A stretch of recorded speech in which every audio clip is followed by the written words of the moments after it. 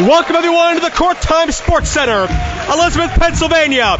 Welcome to the 2012 calendar year and a night all about IWC Wrestling and the pure talent therein. I'm Joe Dabrowski with Jay Worthington Farnsworth ringside. The opening contest is a Super Indy qualifying match. Introducing first, he weighs at 183 and 1/2 pounds, wrestling straight out of the gym. Here is True Talent, beautiful body, Shields.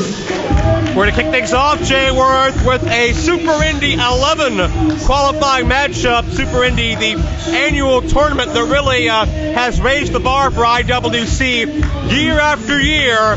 This April will be the 11th installment, and two young athletes with some Super Indy experience. Well, let's go to Bobby Shields in the ring. For those of you who don't know who I am, my name is True Talent. Beautiful Bobby the Body Shield.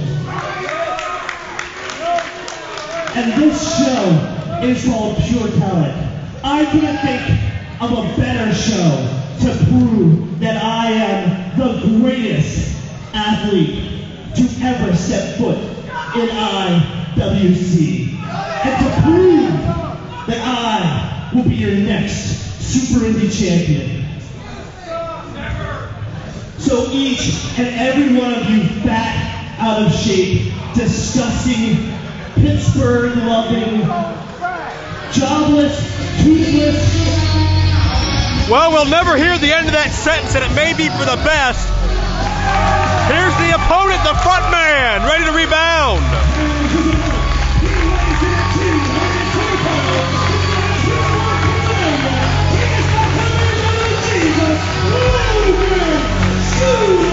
Jay Worth, talk about Logan's effort in that four-way ladder match a month ago for the Super Indy title. Talk about what now?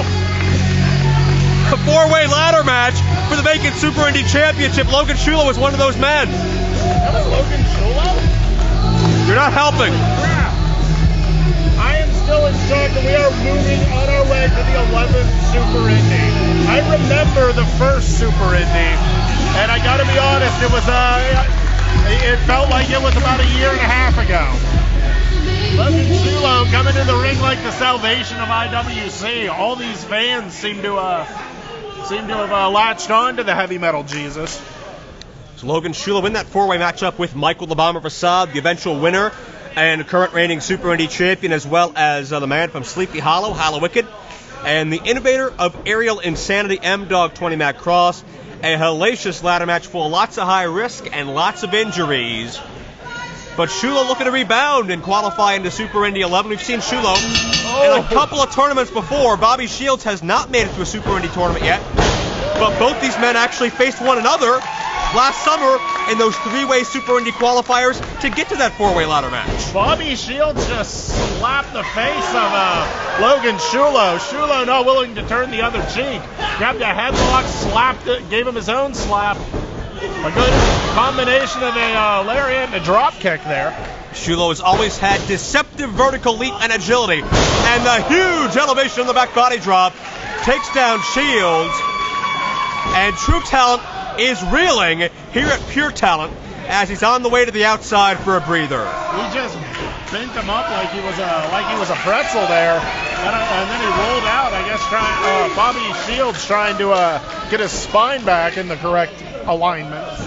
And Shulo gonna fly here, but Shields, the young veteran, about 10 years in the game, certainly has the experience advantage towards Shulo and shows it there, draping the throat of Logan on that top ring cable. Logan catching his breath on the outside, needs to pay attention to his opponent. Oh! And Shields flies and hits hard on the outside. Bodies all over the place. Not the way you want to land that, Joe. Not the way you want to land that. And as evidenced by the fact that Shulo's actually the one that's up first, that's high risk not paying off, but Shields quick to recover. That's why it's called high risk. There's a certain level of sacrifice, and Bobby Shields learning that. And this doesn't resemble Super Indy at all. Just a brawl on the outside.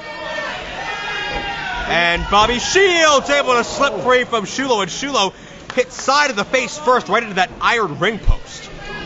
You know, we have spent we've spent the better part since Logan Shulo showed up talking about his in-ring ability and all of his skill. But let's not forget, he's a big guy that can throw a couple knuckles if he needs to. Oh, yeah.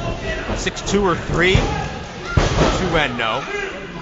Man who's significantly leaned himself out over the past year or so. Not as much excess body weight. Training for a more endurance-type style, which certainly comes into play in an environment like Super Indy. Oh, very true, very true. You have to be able to, if you can't do the requisite number of matches to get through Super Indy, don't even bother trying to show up for it. I mean, Bobby Shields, the only man so arrogant and vain that he feels the need to have 3 different nicknames on a consistent basis. True Talent, Beautiful, Bobby, The Body, Shields. I haven't seen that number of nicknames since Chris Maverick.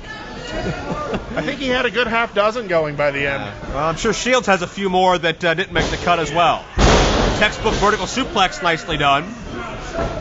Shields.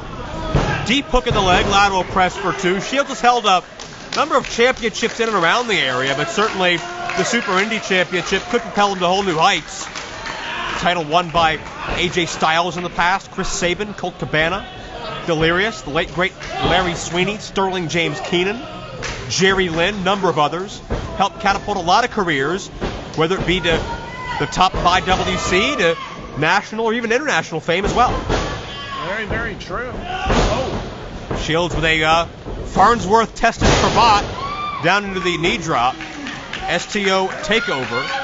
And Shields, he says this is giving the people what they want. Well, absolutely. You got to, when you put that much time in the gym, you got to let everyone know. Shoulders down for 2. Do you want that, J-Work? Do I want what? Whatever he was just doing. Is that what you wanted? That posing and posturing? I got no problem with that. Let the guys show what he's worked on. Oh. Now, Shulo battling back. I think the advantage would go to Logan in a striking game. Looks like Shulo has gotten his second win. This might be the second coming of the Metal Messiah. Oh. Nobody home in the drop kick. Shields, another veteran maneuver, and gets 2. I'll tell you what, Super Indy last year, 10th anniversary, something I won't soon forget. Egotistico Fantastico surviving the field that night, but unfortunately, a torn quadricep ended his title reign in very unbecoming fashion. Very true. Kind of sad I didn't get to see more of Egotistico Fantastico. Well, hopefully he'll be considered for the field this year. Not sure the size of the field or any of the entrants thus far, and Shields took a risk, did not pay off. No. Shields was getting those legs up. Shields was way off the mark, but Logan finds his target on a couple of occasions now. Oh! Huge clothesline. And there's that power that sometimes you don't see a lot in Super Indy, but Logan brings it. Controlling both the legs and the hands there. Oh!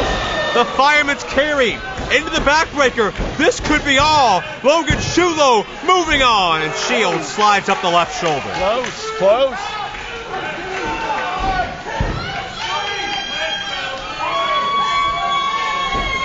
Shulo catching his breath. He has a little bit of time to work with. Oh, what's he got here? Shulo up to an electric chair. Shades of John McChesney for a moment. We'll see him in a big-time main event. Steel cage challenge, but Shields counters. A beautiful Hurricane Rana. Looked like he was going for a power bomb, and Shields just ready for it. A straight boot right to the jaw.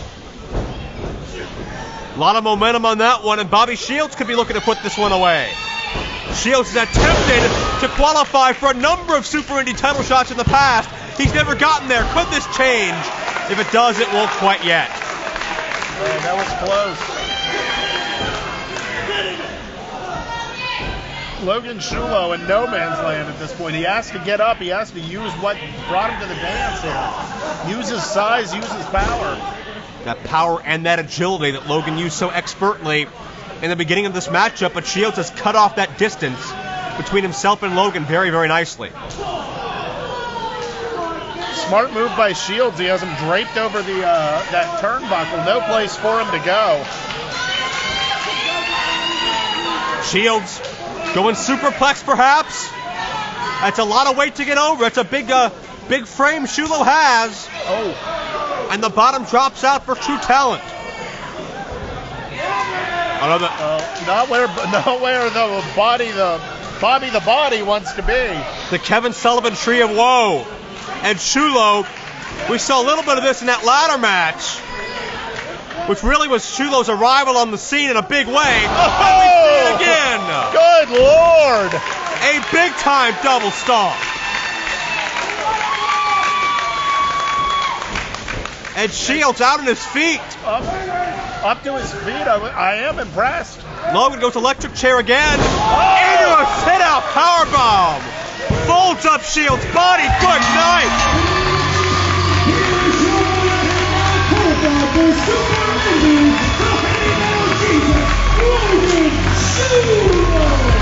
Of the front man, the heavy metal Jesus, Logan rebounds from a narrow loss in the four-way ladder match for the championship. A very emotionally, physically, and mentally draining loss. A loss that certainly had its share of baggage, but Logan Shulo rebounds back to 100%, and he's the very first man to qualify for the 11th annual Super Indy this April, Jay Worth. Congratulations to Logan Shulo, Bobby Shields. Even at the gates of heaven, you can find your path to hell. Logan Shulo caught him, folded him up proper. What a power ball. Just wasn't quite about True Talent. Here at Pure Talent, Logan Shulo advances on, and Shulo, after stepping up this game in a big way, could make it all the way through Super Indy 11. Amen. Ladies and gentlemen, Justin Plummer here with a man who is assuming an unfamiliar role tonight as challenger to the IWC World Heavyweight title. Big League John McChesney, tonight you're stepping inside of an 18-foot high steel cage with your rival, Delicious Jimmy DeMarco. This is it. This is the final battle. He took your title last show. Took my title, Plummer. He stole my title, IWC, and every last one of you sitting out there knows it. I'm the definition of class in this company. Big League John McChesney was the champion for 13 months. You know that, Plummer. Chuck Roberts knows that. Jimmy DeMarco knows that, and every last one of you sitting out there knows that.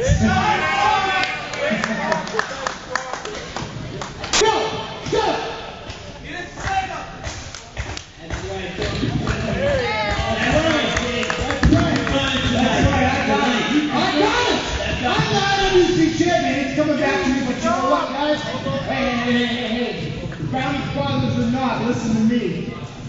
Jimmy DeMarco's my #1 nemesis, and I don't need you guys tonight. Listen, I love y'all. I love you. But this is mine. Alright? This is mine. This is mine.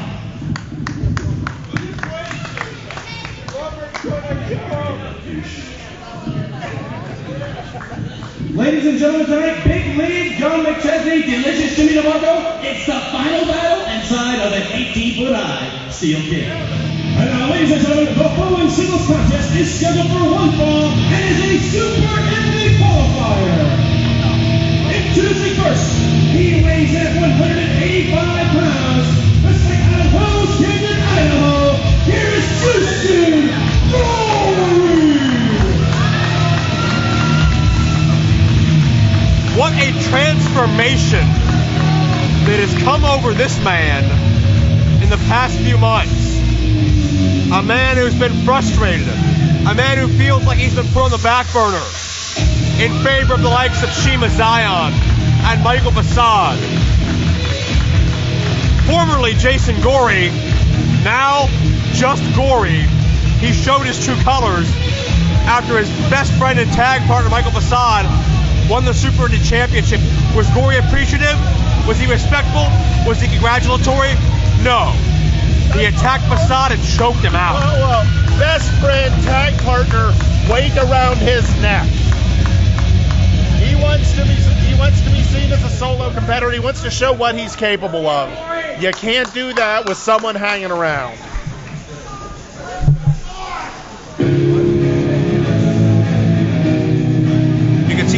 the menacing scowl on the face of Gory.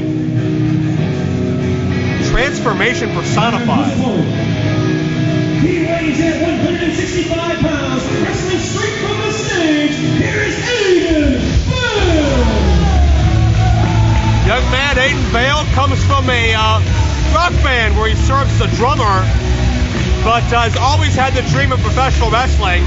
In fact, Aiden Vale used to sit ringside here at IWC events, and well, he used to look up to a young Jason Gory, as Gory was in his formative years of his career. Oh, look out! This matchup starts right away. Gory just pouncing on Aiden Vale with animalistic intent. Jason Gory, I think he's made it pretty clear. He has something he wants to say. Oh! And he is saying it with his fists. And I'll be honest, I have seen this side of Gory in other parts of this country, in other organizations. But whenever Gory came to IWC, it seemed like this side didn't even exist. It seemed like Gory was happy to be in front of his hometown fans with his partner Facade, performing, entertaining, and competing. But this inner anger, this inner rage that has been building inside of Gory seems to have overtaken him entirely. And we get this, the manifestation of that anger. Gory springs in with the elbow and gets two. Well, let's be honest. You cannot hold that anger and frustration in. It will manifest itself. In this case, it built up pressure until finally he exploded. And he exploded all over Facade. And this all started with that Super Indy Championship situation. This all started with the fact that Gory lost a few qualifying matches, lost a few number one contendership matches, and then, well, found himself on the outside looking in for a couple of months. Wasn't booked on the IWC live events because of his losing streak. Let's face it, Jayworth, you know, you want to stick around, you got to win. And when Gory's biting the flesh of Aiden Vale, this is sick. But effective. Gory was not booked on a couple events, and when he came back, lost to Matthew Justice in a contendership matchup. Something just snapped, and we've known Gory, we've been around him. He has a temper, sure, but nothing ever like this. But he also has a passion for this business. And really, if you're looking at, the place where you train, the place where you came up says you're not doing well enough to be with us, that weighs heavy on a man. I don't blame him for getting angry and for getting upset about it all. I don't defend this guy. Imagine you're Michael Facade and you've waited your entire career to have that moment to hoist up the Super Indy Championship and finally be proclaimed champion, and to have your tag partner and best friend ruin it for you and choke you unconscious. On it. So what you're saying is Michael Facade. Jeez! All the body weight of Gory impacts with Aiden Vale, nowhere for the youngster to go. Michael Facade fought and put a target on his own back, and then is surprised when someone takes a shot at him. Cover, 2 and no. I will say I don't think Facade saw it coming, which is all the better for Gory. You press your advantage. And I'll tell you this, now that we're seeing this new menacing evil Gory, I think he's maybe filled in a mean streak that was missing. And he's biting him again. And you got to wonder if Aiden Vale, great agility by Vale, leg sweep, moonsault it into the knees. Aiden Vale's been looking up to Jason Gory since Aiden Vale was 14 years of age, sitting in the front row of these events with some other guys, friends, waiting for this moment. And now he's just getting absolutely systematically destroyed. Did Gory ask for his love, for his praise, for his attention? No. Maybe once upon a time, but now it's clear he doesn't care. And frankly, if this is what it takes for Jason Gory to get re-noticed, for Chuck Roberts to say, okay, you got some matches coming, if this gets him the win, then by all means, I don't have a problem with it. Jeez. Gory charges in, point of impact behind Aiden Vale. Zero resistance. He gets his body out of the way with that clothesline. Gory practically beating Aiden Vale out of his tights here. Oh no, he's got to suplex a man to the outside. He could end his career. He's a rookie, Gory. And Gory has said, as Vale with a desperation reversal, Aiden Vale reminds Gory of how Gory was when Gory was a rookie. And Gory says this is the This is the symbolic destruction of the old Jason Gory when Gory destroys Aiden Vale tonight. Then you wonder why he comes at him so viciously. Covering the ring after the leg lariat. Good have him here. No. The things you hate the most are the things you hate about yourself. And Gory is showing that. If he looks at Aiden Vale and says, that's what I used to be, I'll be surprised if Aiden Vale walks out of here on his own power. And I'd love to hear some comments from Michael Facade at some point. We really haven't touched base with him since the Super Indy ladder match, and you got to believe he has to be heartbroken about this. Oh, I'm sure he has hurt feelings, but, welcome to championship. When you're the champ, there's a price to pay. Watch Aiden Vale with a beautiful punch to the outside.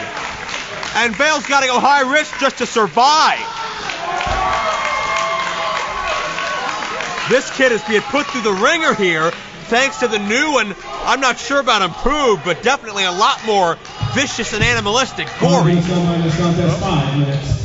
You saw Vale flew and he got up to his feet for a second and then just collapsed. Gory has taken a lot out of him. And I don't know that exerting yourself with that dive would have been the smartest move. I mean, I get the whole go for broke on it, but if it leaves you empty, I don't know that I want to be in the ring on an empty tank against Gory. Oh! Jump up into Gory by Aiden Vale. Again, Vale is fighting to survive. Huge impact on the overhead neckbreaker. Could have done it, but no. Let's not forget, Gory is one of the toughest, and I'd say perhaps pound for pound, the toughest competitor in IWC. We've seen him take beatings, electric shock, attacks with objects, and he keeps getting up and keeps fighting back. Wait, Aiden Vale going up top. Aiden Vale looking at Super Indy. It was announced as a qualifier. Gory pushed off. And Vale now from the top. No, got crotched. And Gory looking to take advantage. Oh, Vale fighting for his Super Indy life once again. Looked like Gory was going for that Spanish fly we've seen him use. Oh, well, wait a second. Gory going for that choke. That he calls that pestilence. He choked Michael Facade straight out, and that maneuver, that concerns me quite a bit because of how close Gory's hand is to the nose and mouth of Aiden Vale. This could be a straight-up illegal choke, and we have no way of knowing. Oh, it's not a choke. It's cutting off his hair. I mean, there is an element of... Oh. Wait a second. Gory pulled him up. Absolutely did. And now, well, this is trepidation. And trepidation going to finish him off.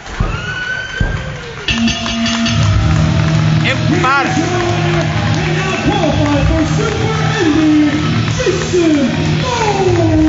Gory has said, quote, when a man has nothing left to lose, he is capable of things that others are not. And I can't name another man on the IWC roster that would have wrestled this matchup the way Gory just did. You can call it vicious, you can call it angry, you can call it wrong, but it was effective. Gory, whether you like it or not, got a win, which is what he needed. I congratulate him on it. And Gory also, he's powered by that bitter evil that lives inside him and powered by the need, maybe not the want, maybe the need to take that Super Indy Championship from Michael Facade. Following a tag team contest is scheduled for one fall, and it's for the IWC Tag Team Championship. Introducing first the challenger, they weigh in at a total category of 365 pounds, wrestling out of London, Ohio, and Ybor, Pennsylvania, respectively. Here is the team on Turn the Stone and David DeMera. Young tag team had some success in recent months in a series against Blue Collar Slaughterhouse, but a bit of tension between the two seemed to rise when DiMera was forced to tap out in a matchup involving Tex Flexer a month ago. Tyler Stone is very driven. You got to know that about him. He doesn't like to lose. He's a consummate athlete through and through. And the biggest match of his career is moments away for the IWC tag titles. We'll pursue the story team go as this matchup progresses. And for opponents, they weigh in at a combined weight of 380 pounds, wrestling out of your mama's bedroom. They are your reigning and defending IWC Tag Team Champions, the Booty Call Bandit, Nickie Valentino, and Beverly, the One-Liners. One night was all they needed last month to overcome 3 other tag teams, the Founding Fathers, Aeroform, and the most decorated team in history, the Gambinos. Late night, Nickie Valentino, and the man behind the thrust, Bobby Beverly, 2 of the best young athletes in the tri-state area, realized what many thought was a lot of untapped potential when they captured the gold in that 4-way one-fall matchup a month ago at Winner Take All 2011. To clarify, that was the Booty Call Bandit? I'll take your word for it.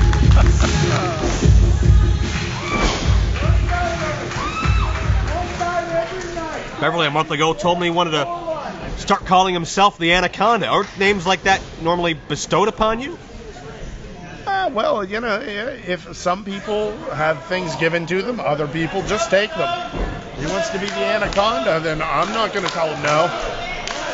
They're calling him the Anaconda. All right, now the crowd calling for Tyler Stone, certainly the favorite. I believe he resides nearby. Oh, look at that. They love DiMera too. I'm not saying they don't.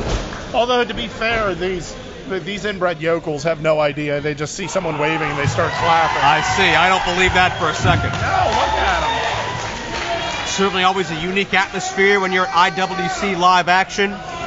Never know what to expect. We've had some wild altercations these past number of months. Let's go to Tyler Stone, though. Hey, before we start this match, before I give you a beat down to take those titles, right? I want to bring someone out to share this moment, to bask in the glory of this opportunity that I have. Ladies and gentlemen, please give a warm welcome to my boy, Mr. VIP himself, Joe Rosa. Well, we've seen Joe Rosa a couple of times here in IWC live action. And apparently he struck up a friendship with Tyler Stone.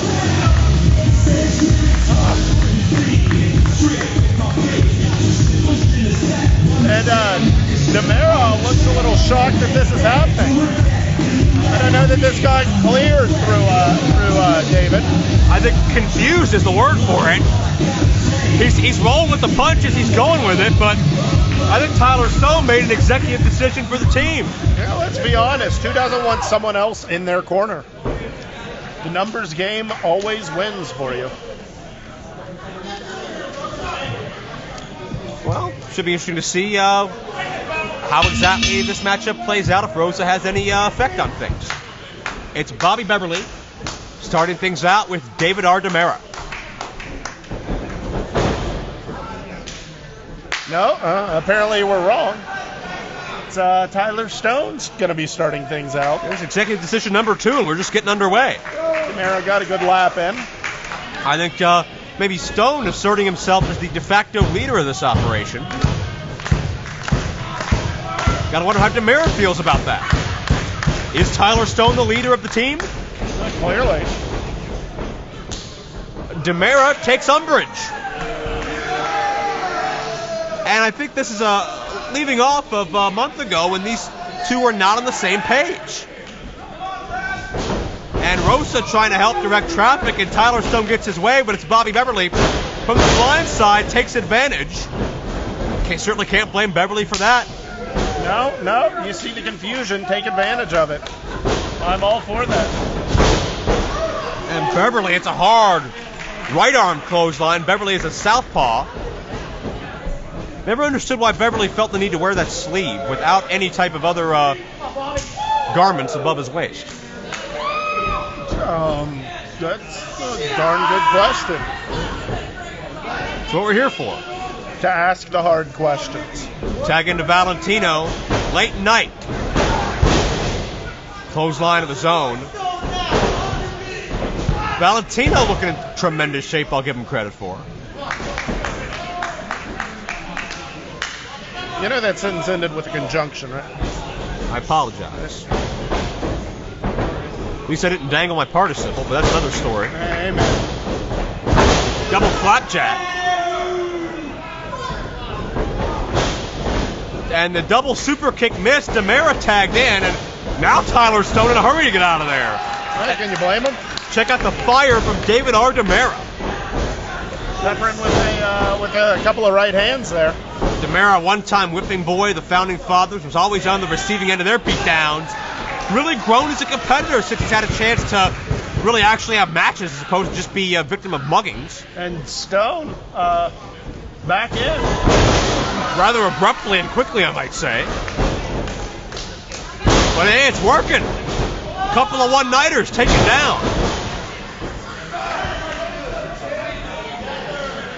And Stone telling DiMera that's how you do it. And, well, let's see if DiMera's learned anything. Yeah, it's almost become a competition between Stone and DiMera. As opposed to a competition against the tag champions. Oh! And that's when you make your mistakes. DiMera was speaking to Stone, and Beverly chop blocked out the knee of DiMera. And that allows Valentino to recover and make the legal exchange. Back in comes Bobby Beverly. Yeah, always remember who your enemy is in this. Don't go jawing with your tag team partner. Pay attention to the guys who are looking to whip your butt. Oh, for my money, Stone and DiMera just came in unprepared for this matchup. More focused with one another. You have to wonder exactly how much scouting and training they've done in relation to the one-nighters specifically. Very true. Well, we can see clearly they are not on the same page at this point. I mean, just because they're not punching each other doesn't mean that they have their competition in mind. Beverly using all 210 pounds or so to just stand on the back of the neck of DiMera. And certainly that throat driven into that tightly enforced ring cable, not going to feel good. You see the left hand of Bobby Beverly coming into play. The forearm in the corner. DiMera just stuck almost center ring. Now looking for a tag. Well, I want to point out, take a look at Stone, not really cheering his tag partner on. What's Valentino got? Oh, you missed your shot with a cravat, Farnsworth. Third time's a charm, though. I'm sure there'll be another. Valentino, notice he is trapping DiMera nearest the one-nighter corner. DiMera has DiMera's own back to Tyler Stone. Very, very tough to even get a feel of where you are in the ring, let alone a tag. And again, to my point, Stone not really cheering for DiMera, not really, trying to show encouragement or even really putting a hand out in case he goes for a tag. Stone just seems more offended by anything at the fact that DiMera was not on the offensive until now.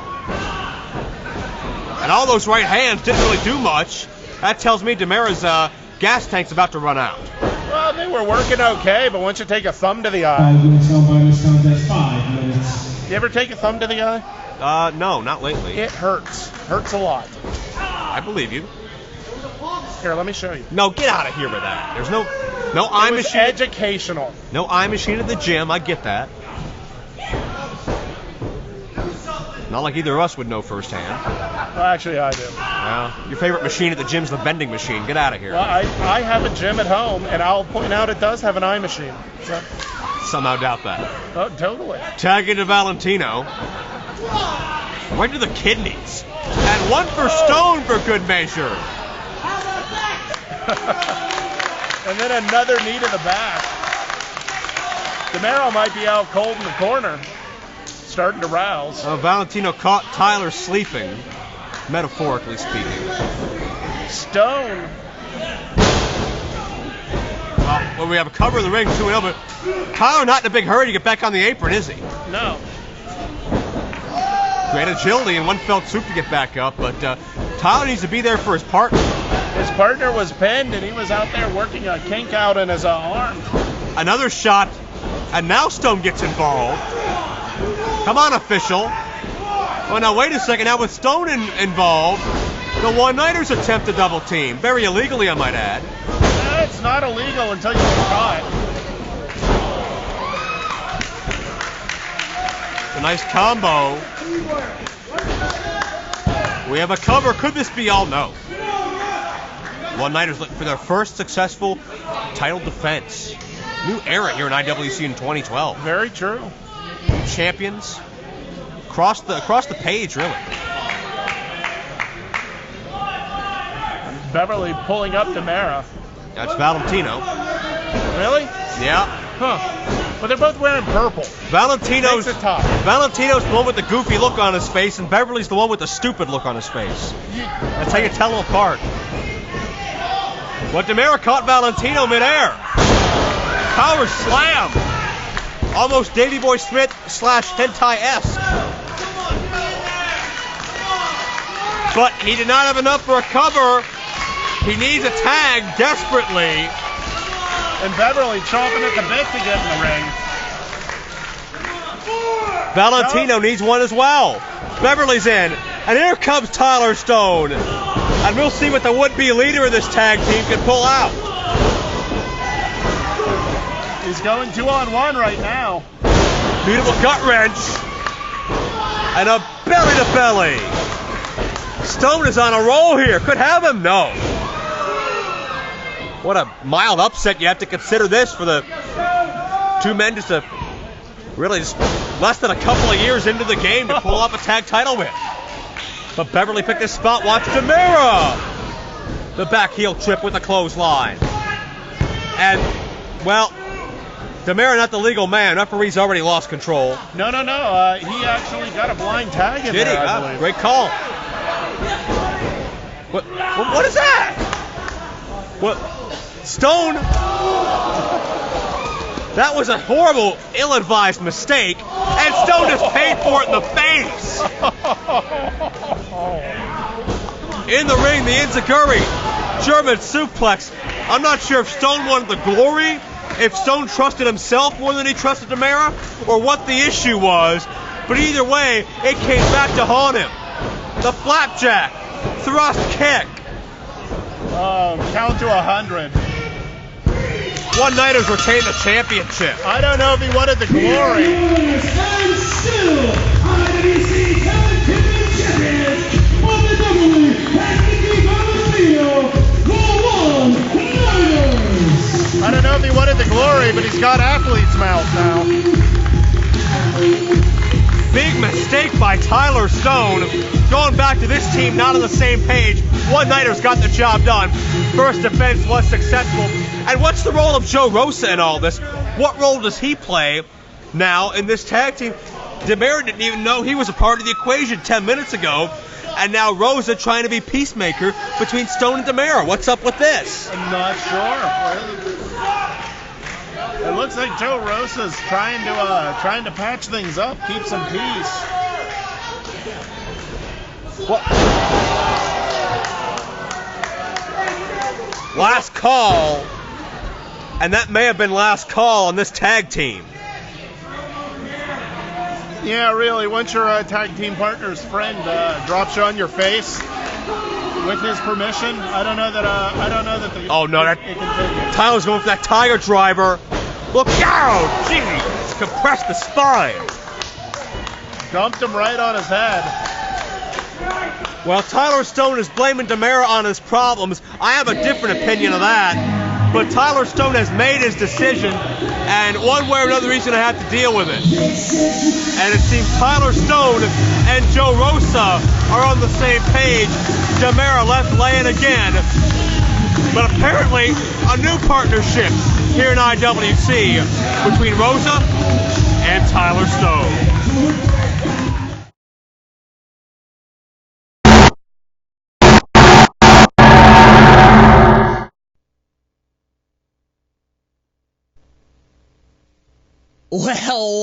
Well. Looks like this peacock made it to the party after all. You're welcome, IWC. You see, sometimes I sit here in Albany, and I wonder, how do people perceive Dalton Castle? How do you view me? I like to think you sit back and say, Dalton Castle, now that's the guy. That's the guy I want to grow up to be. You'll have to excuse me, but it's hard to be humble when you're so freaking big. But the truth is, I'm a lot like each and every one of you. You see, I've got dreams. I have ambitions and goals. But there is one big difference between you and I. Let me take you back to the 2nd grade. I'm in elementary school, and there's only one thing I want more than anything in the whole wide world, and that is to meet and pet a monkey. Yes? I said a real, live monkey. I just wanted to pet him. I had posters hanging up in my room. I would get library books out. I would draw pictures of monkeys in the margin of my math homework instead of doing long division. I guess you could say I was obsessed. Yes, I was obsessed with this. It's all I wanted. But it seems so impossible, Because the only monkeys I've ever seen were in zoos, behind bars, just so far out of my little kid reach. Now fast forward. The year is 2010. I'm in Budva, Montenegro, wrestling in the Beach World Championships, representing the old US of A. Yeah, that's right. Dalton Castle represented your country. You're welcome, by the way. Budva, Montenegro, walking down the boardwalk, I see a man. He's a Serbian man. He's got a leash. On the other end of that leash, a monkey. This man's walking his monkey. He's got little dungarees on, a little shirt, and even a little monkey hat. My heart starts to race, but I know in my heart what I've got to do. Stand up strong. I take a deep breath, and I march up to that man. And as I reach out my hand, and he reaches back with his little monkey paw, it occurs to me, anything in life I've ever wanted could be mine.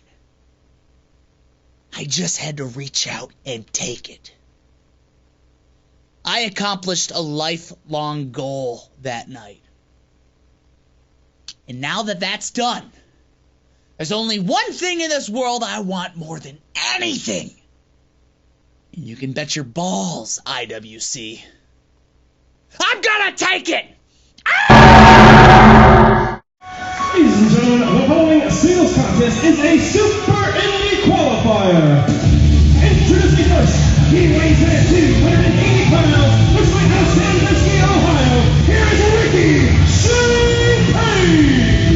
I'm not really sure what to say about the Dalton Castle interview we just saw live, but he wants something, he's going to take it, but I don't think we really got any headway into what specifically that is. Well, clearly it's a monkey. I'm not so sure. He said it was a monkey. Rickey Shane Page is competing in our third Super Indy qualifier of the night, and Rickey made his debut a month ago, and it seemed like he was very respectful and proud to be here, but at the end of the night, Rickey, unprovoked, laid out Shima Zion, tried to make a big-time statement. And his opponent, he weighs in at 178 pounds, wrestling out of Apex, Ohio. Here is Omega Draven. Here's a young man I'm personally a fan of. Long overdue to see him here in IWC Wrestling. And you want to talk about pressure? You want to talk about major matchups? Here it's Draven's IWC debut a couple of months ago in Meadville. He was in the main event, teaming with his trainer, Rocky Reynolds, as well as former WWE star Carlito, as they took on the Founding Fathers, with the special guest enforcer of that matchup, the legendary Mick Foley. Talk about pressure. Very true. And two contrasting styles. Rickey Shane Page was formerly known as Christian Faith in other organizations, part of a major tag team, but used to wear a mask, but has shed that mask and changed up his style a little bit. And Shima Zion not here tonight. He is on tour with Impact Wrestling in India with the Ring to King side project. And Draven starts out very quickly.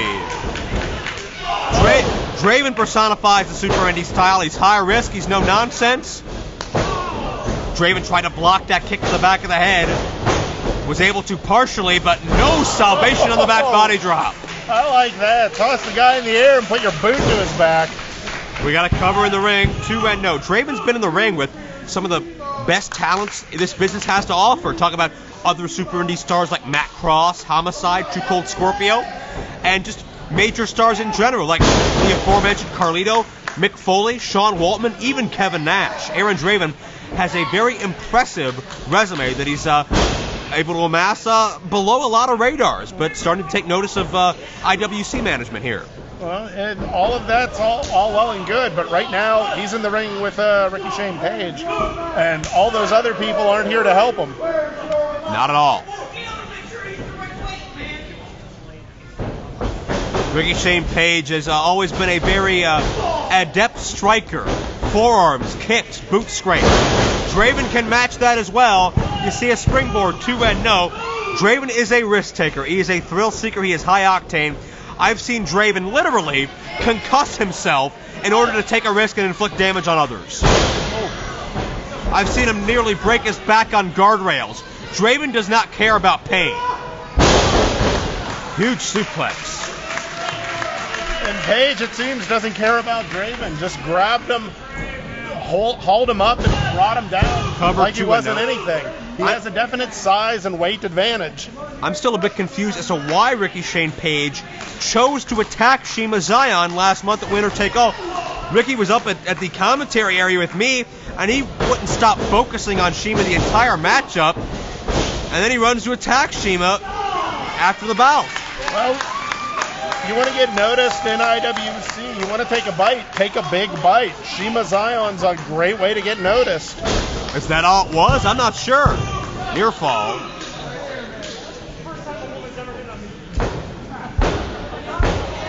And Ricky Shane Page certainly went from that humble individual just happy to be here to a man on a mission who feels he deserves something.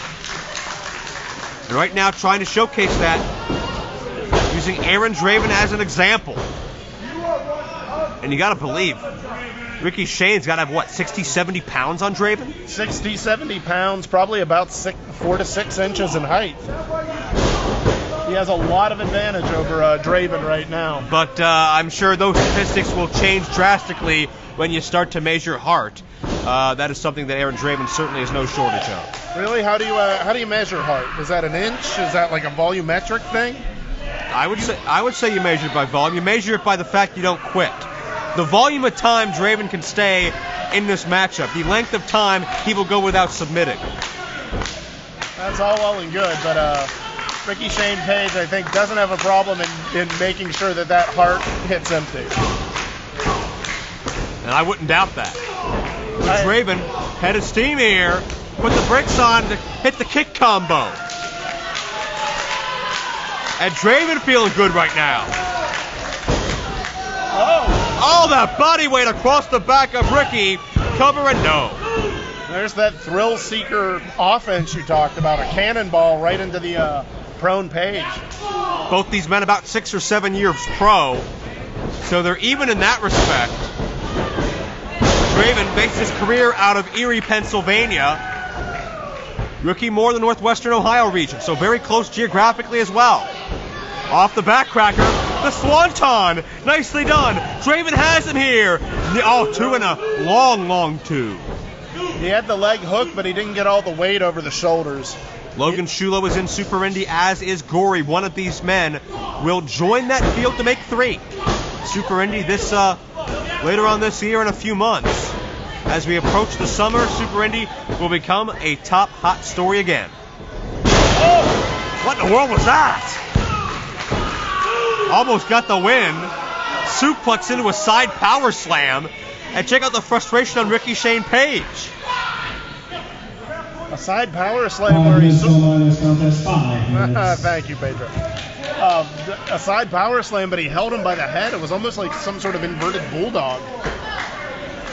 Very innovative, but Draven, whether it's guts or stupidity, he will never stop fighting. Got caught! And there's that power, there's that weight advantage that Rickey Shane Payne was able to stop Omega in his tracks. Roaring elbow, see ya. Rickey got it. Here's your winner and now qualified for Super Indy, Rickey Shane Payne. You can fly around the ring all you want, but eventually a fly gets swatted, and that is just what Page did. You know, last time I was here, I got out of control. You're always out of control. Shima, I wish you were here in person, but right now you're in India. I wish I could apologize in person. You see, sometimes I let the first thought that comes into my head rule my head. It's something that I've been trying to control, and I'm just having trouble. Hey, come on! Well, where's your control now? Well, clearly it's not here, Joe. Is this guy nuts? What's wrong with him? Well, that didn't exactly sound like the like a guy that was all that together when he was talking. Yeah, he might be nuts. Well, now backing off and apologizing. Is this guy schizophrenic or something? It's a little insensitive. Where'd you get your medical degree, Joe? He just assaulted 2 people in 2 months straight unprovoked. He might be having some issues. Well, no kidding. Doesn't mean he's schizophrenic. What's wrong with Rickey Shane Page, and what's going to be wrong with him when Shima Zion gets back? The boys singles contest is your number 1 fall, and it's for the IWC Super Indy Championship. Introducing first the challenger. He weighs in at 1013 pounds, wrestling out of Venice Beach, California. He is the one-man militia, Matthew Justice. Matt Justice has been on an absolute roll since returning from the WWE's developmental territory in Tampa, Florida. Matt was the first man to pin Dalton Castle in IWC. Matt Justice also won a Super Indy Contenders 4-way matchup, and last month pinned Jason Gory to officially qualify to be number 1 contender. While that match may be infamously remembered as the match that drove Jason Gory over the edge, it's also the match that's led to this contest tonight. And his opponent,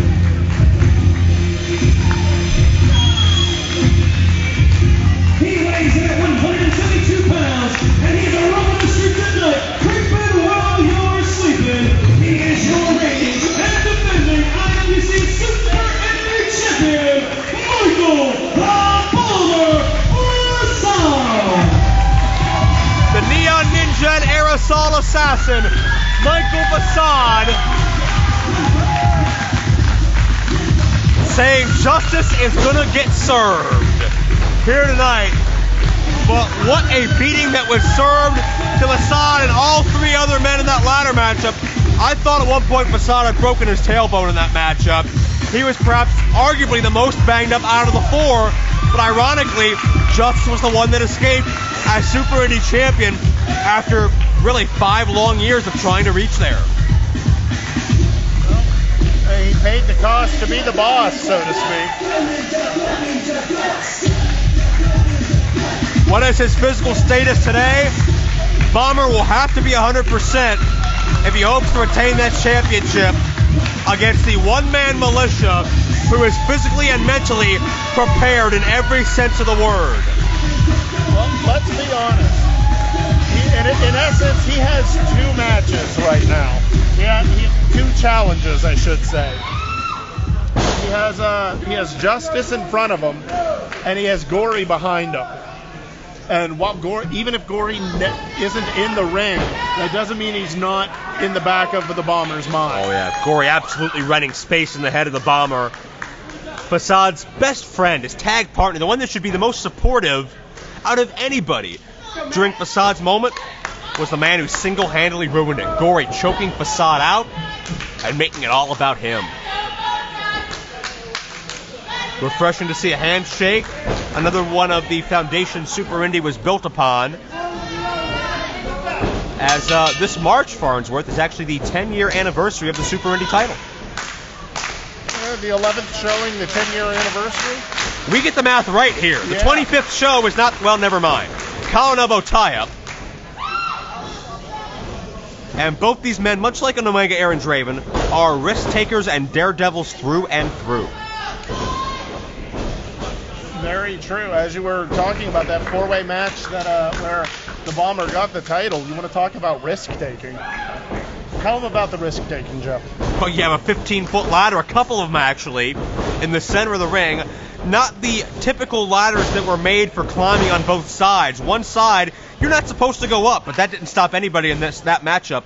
Least of all, Michael Facade. We saw ladders broken. We saw bodies broken. We saw a lot of injuries to come out of that matchup. If you haven't purchased Winner Take All 2011 on DVD, certainly add that to your IWC Wrestling library. And Facade certainly thrives when the elements are a little bit against the grain and a little bit unorthodox. Facade pulled out the victory. But you want to talk about unorthodox? That's Matthew Justice through and through as well. Didn't fit in with the corporate environment down in Tampa, Florida. Didn't like the environment that WWE brought to him. Matt's always said he's counterculture. He's anti-establishment. Indeed, he is against the grain, and he would rather kill a trend than become a part of one. Yeah.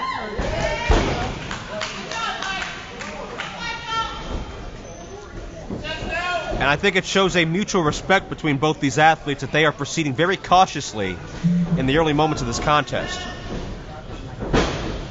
Well, you have to figure... Well, backslide. Quick cover attempt for one. Facade did not drive with the legs. I mean, there's definitely a level of respect there with we know with Facade, and I'm sure there's one there with Justice as well. Oh, absolutely. But at the same time, Facade may be a little distracted. Oh, I would count on it. And I don't want to take any away from Matthew Justice's victory if he were to achieve one. But Facade mentally just can't be 100%, even though in the locker room earlier, he certainly was putting on that no pun intended facade that he was. Yeah, very true. Very, very true. Yeah, I mean, we both saw him. You know, he was trying to get a game face, I guess would be the term. Yeah. Showing like nothing was wrong, but clearly you can tell it's at the back of his mind. I think that's part of why we haven't heard from Facade really since this has happened. Facade has tried to block this out of his mind and focus on Matthew Justice. Facade knew ever since really before he won the title, Justice was going to be next in line. I'm not sure what that maneuver was by Facade, some kind of crazy neon dancing gimmick thing there. I think you called that one right. It's good that you're the play-by-play guy. Hey, solely called it in Florida in '76. It's the only way I knew. Facade sends in Matt Justice, shoulder tackle. I think Matt Justice has the advantage as far as upper body mass. Absolutely. And, well, both men put the brakes on, and now we're just going to fight about it. Yeah, Facade just decided, no point in standing here. We're not dancing, let's throw some punches. Leg sweep. And just a simple stalemate like that, and these men can just maneuver so much. It's not the traditional human game of chess, but certainly an updated version that these men have been able to keep up move for move with one another at a very rapid pace. Almost a speed chess. There you go. Farnsworth, any advantage thus far? Honestly, I have to give it to Justice. Nothing against Facade, but he only has one guy he has to face. Facade has two guys on his mind. Plus, Justice has a size advantage. Beautiful nip up into the heel kick. I'm not saying Facade won't prove me wrong on this, but I have to give the advantage a little bit to Justice. Well, psychological, I'm with you. But when it comes to bell, what we've seen so far, it seems like a stalemate up until now. But Facade may be about ready to open this thing up and run away with it. No! And these men think so similarly as well. It could come down to who can vary their offense, so the other's caught off guard. Great way to catch someone off guard is when they're running at you, pop them in the mouth. Oh. An abridged version of Air Justice by Matt. Could this do it? No. Justice loves to go springboard and soar through the air, but instead just vaulted himself back into the ring, did it on the ground. The one-man militia says he is young, he is metal, and he is ready to attack. Is he ready to be two-time IWC Super Indy champion? Keep in mind, he beat Super Hentai.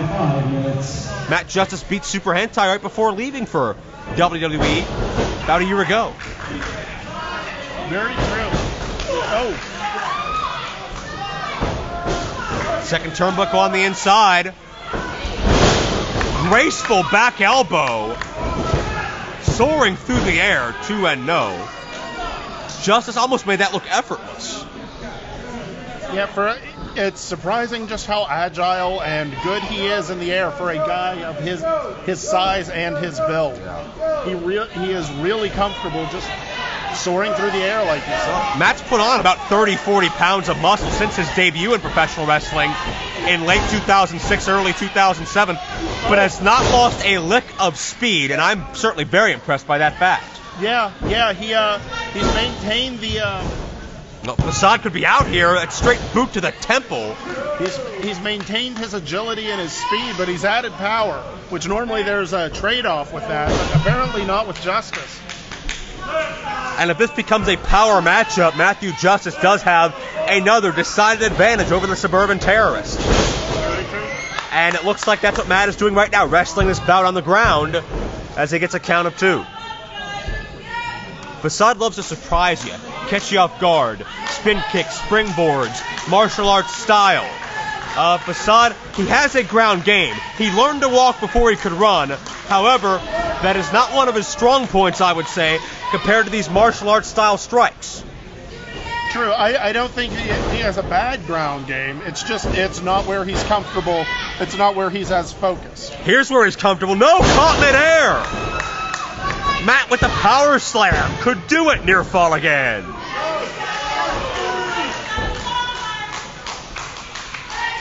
Facade cannot get caught like that. I think he is slightly faster. It's not even so much faster. It's like you said, his offense is unique. It's different. And combined with the speed, that's where his advantage really lies. He needs to dance with what brought him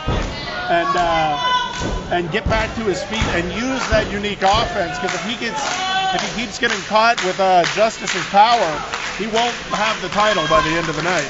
Matt had a variation of a key lock on for a while, now switched over to a crossface, but he lost the leverage on that hand and arm. Allowed Facade to get up to the vertical base. Look out, power bomb into the corner. Knuckle bomb. Shades of Matt's good friend Seth Rollins down in FCW. Formerly Tyler Black. Cover 2 and no. And Justice, I think, caught off guard by that, but you can never, ever, ever count Facade out. Yep. Make sure, don't let him get up.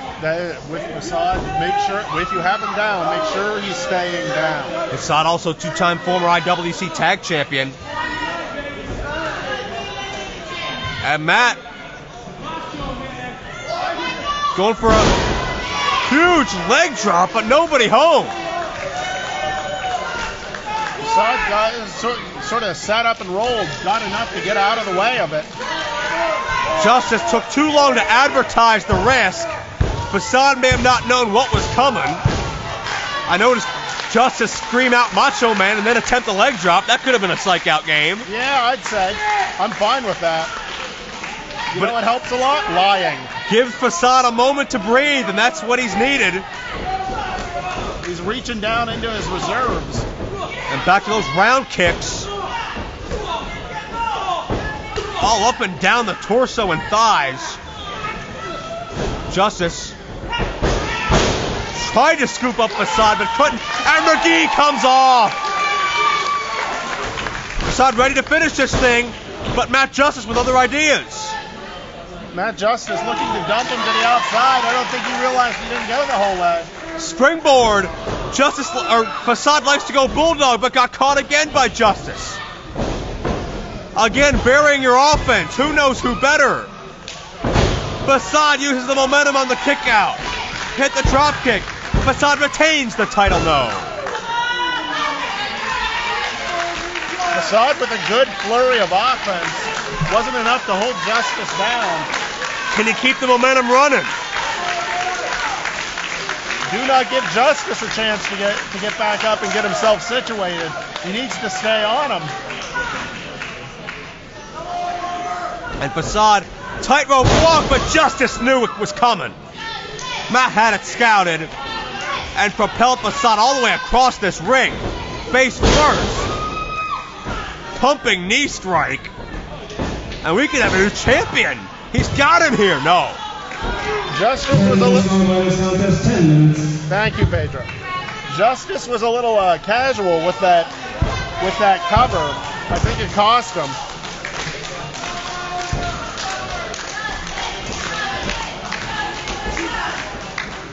Well, Matt slugging away. And Facade shrugging it off. I'm not sure if Facade can out-forearm Justice, but he can out-kick him, but it didn't go to that point. So double forearm, both men down. Again, after all this, 10-plus minutes, we're at a stalemate. Both men outside the ring, both men struggling to get to their feet. It's even Steven.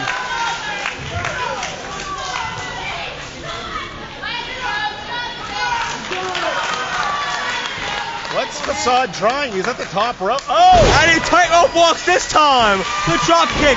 Justice hit the guardrail on the way down. A desperation move.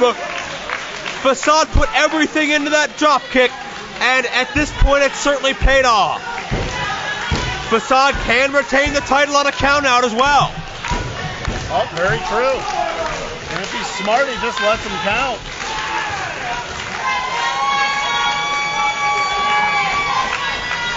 Wrap up the sit. What's he? Oh, look out! Springboard plancha! You talk about making it easy. From the ring to the top rope, down to the floor. The agility of Michael the Bomber Facade should never be second guessed. And the adrenaline coursing through his veins. Facade not feeling the first 12 or so minutes of this matchup now. And we're on the outside. Could be a double count out, but no, Facade, that's the competitor he is, wants to win and lose it in the ring. Cover to no, and if you're Gory, watching from some dark place in this building, where probably no other human contact is, what's going through your mind? I'm waiting to see if there's an opening, if there's a weak spot, and frankly, I'm looking to attack Facade again. The Arabian moonsault, but Justice with the knees.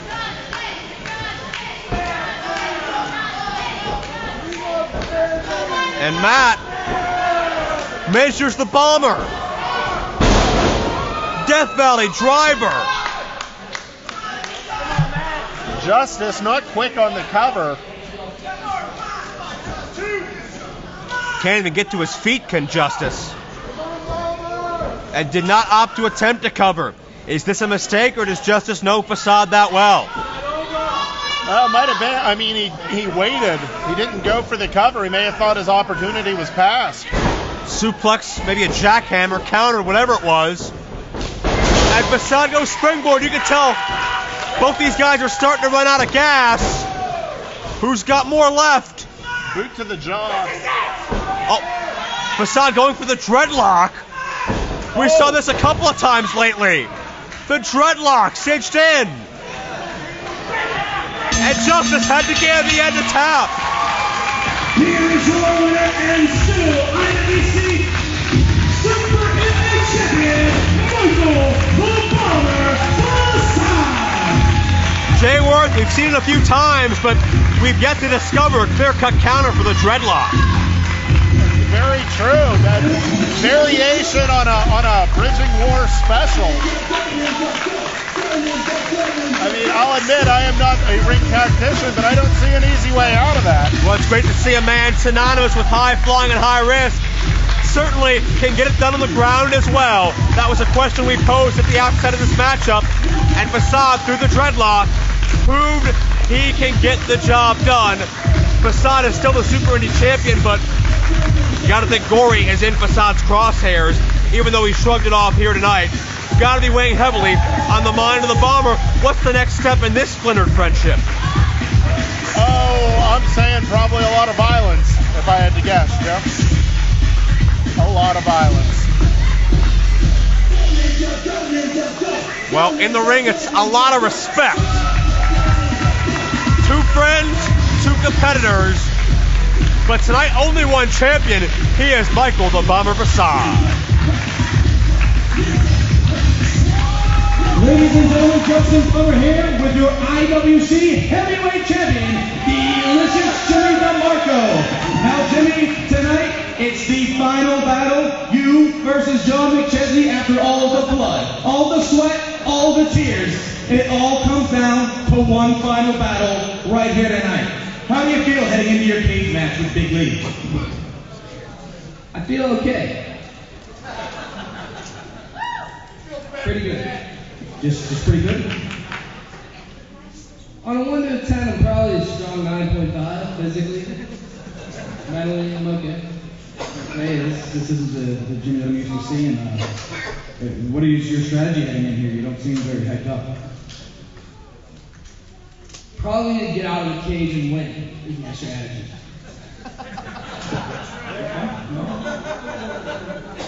Excuse me for interrupting. Champ Jimmy, not only do you not like to return phone calls, but this doesn't look like the face of a guy that's going to step in the ring against John McChesney. You know, this is the last time ever. You asked for this match, and now you got the match, and that doesn't look like the face of a man and a reaction from a man who's ready to get inside the ring, bro. I mean, are you bringing it tonight or what? I have a little bit of stage fright right now. Part of me thinks that I'm okay, another part of me is afraid about, I don't know, said something out there. You know, hopefully, after the cage match is over and me and McChesney beat each other's brains in one last time for the IWC fans, I mean, I know the expectations are so high, but hopefully, I went to church today, so hopefully, it pleases all of them, and it pleases you too, and even this little bright-eyed guy right here. And I think you're going to like what I have in store for everybody.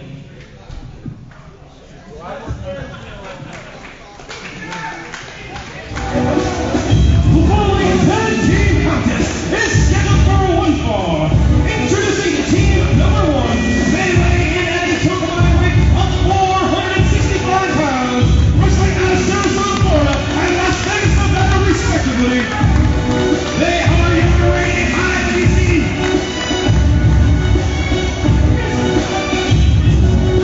They are the self-proclaimed true IWC Tag Team Champions.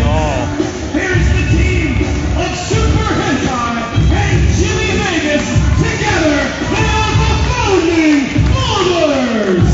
Well, I want to address the Founding Fathers, but what do you make of what we just saw with Jimmy DeMarco? That's a total 180 of the Jimmy DeMarco I know, and it kind of worries me a little bit.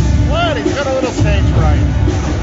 I mean, he's climbing into a cage with a man who has openly said he wants to beat the living crap out of him. He's allowed to be a little nervous. Jimmy's usually so outgoing and boisterous and loud and charismatic, and I don't know. I know he's got a history of head injuries and a lot. I don't know. They weigh in at a total weight of 470 pounds, wrestling out of Ozone Park, New York. Here's Nickie and Marshall, the Gambinos. The Gambinos are the most decorated tag team in IWC history. 5 times they've been on top of the mountain. Vegas and Hentai as the Founding Fathers. Well, the Founding Fathers were stripped of the tag titles for not defending within 90 days.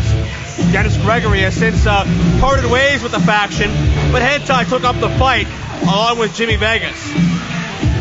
Vegas and Hentai were given a chance to fairly recapture the tag titles, but they lost. The Gambinos were in that match, and they lost.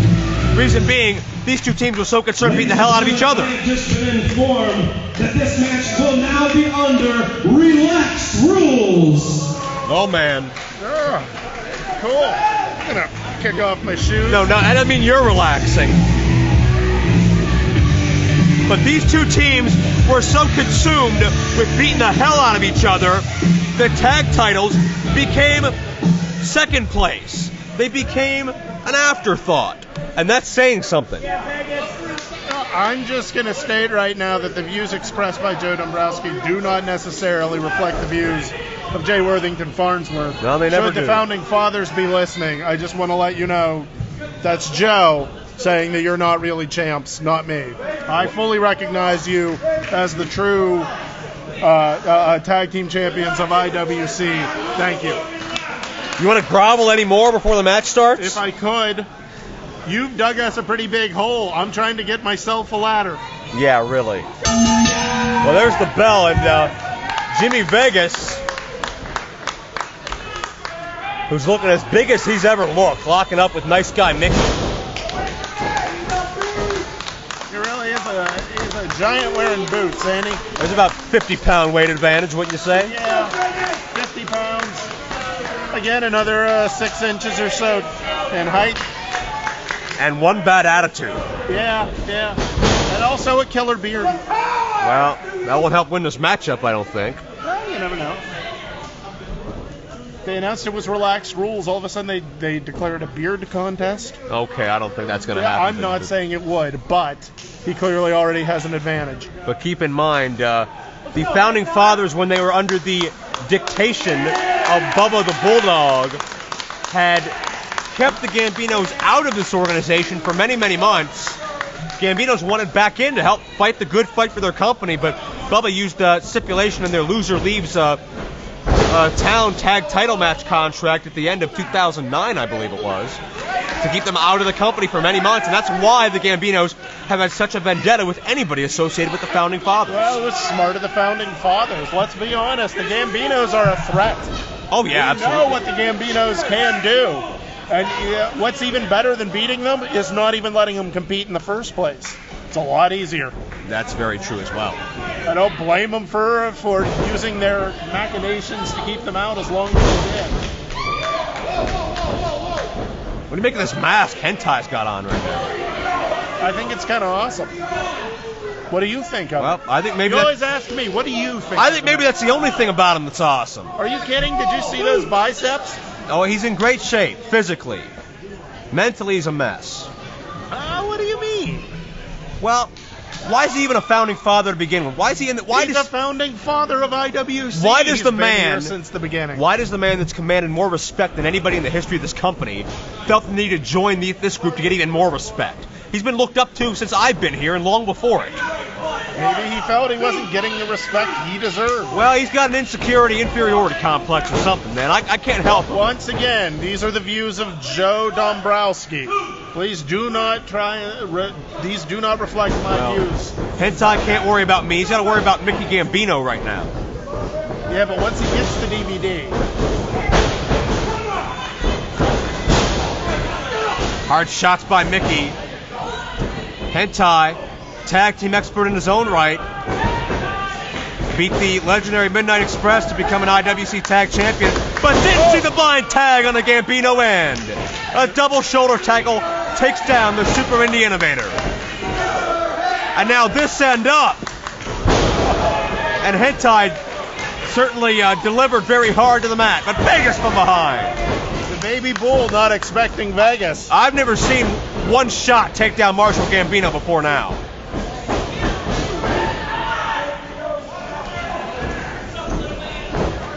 Let's be honest, Vegas has enough size and power. He's lucky he didn't split his atoms. And there's the relaxed rules coming into play as Marshall and Hentai slugging it out on the outside. Vegas with a follow-away on the inside. Oh, God, headbutts by Marshall and Hentai on the floor. Two of the hardest heads in this organization. I tell you what, Hentai just loves to just smack someone in the head with his own. Until, is there blood? I think I see blood. Wouldn't surprise me. Might stain that new mask of Hentai, and we're into the crowd. Look out. it's not blood, there's at least pink.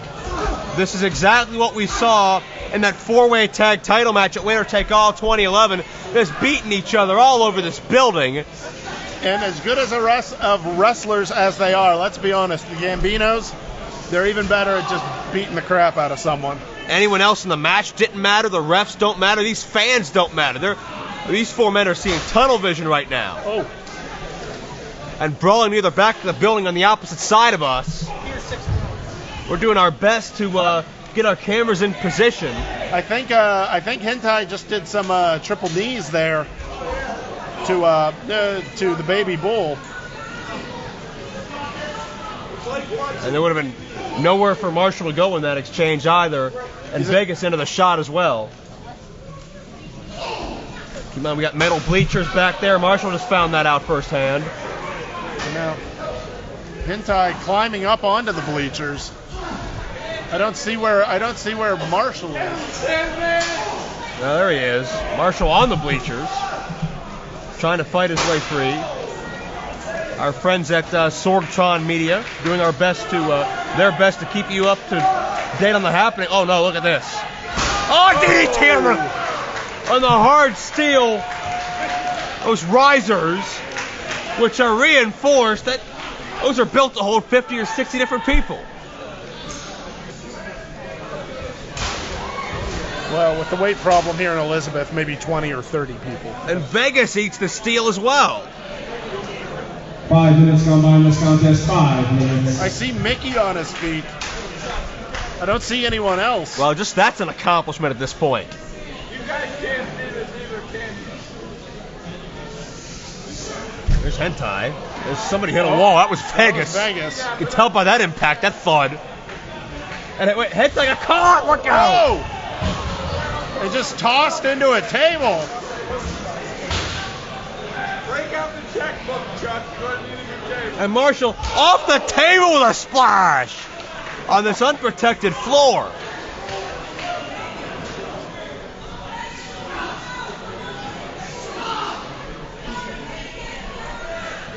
They had nothing. I got to give it to nice guy Mickey, really taking it to Vegas. The smart maneuver, keeping him down and beating on him.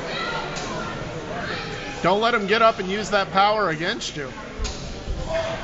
No way to stop this. The rules are relaxed. What can you... Oh! Whoa! It may have been a cola. Perhaps a coffee of some sort. Well, whatever it was, it didn't feel good. Splashed into the eyes of Jimmy Vegas with Hentai down. Both Gambinos have Vegas. Yeah, what happened to Hentai? Well, he got thrown across a table and that 280 dropped on him with a splash. What are you talking about? Yeah, well, I mean, besides that. Oh, yeah, what lately, right? It's all Gambinos right now.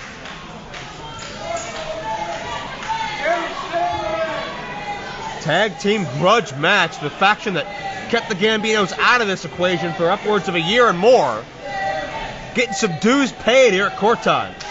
Yeah, there's the bad blood that has existed between these two is fueling this.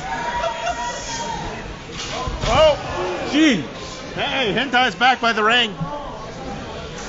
So we noticed, and whether Hentai realizes it or not.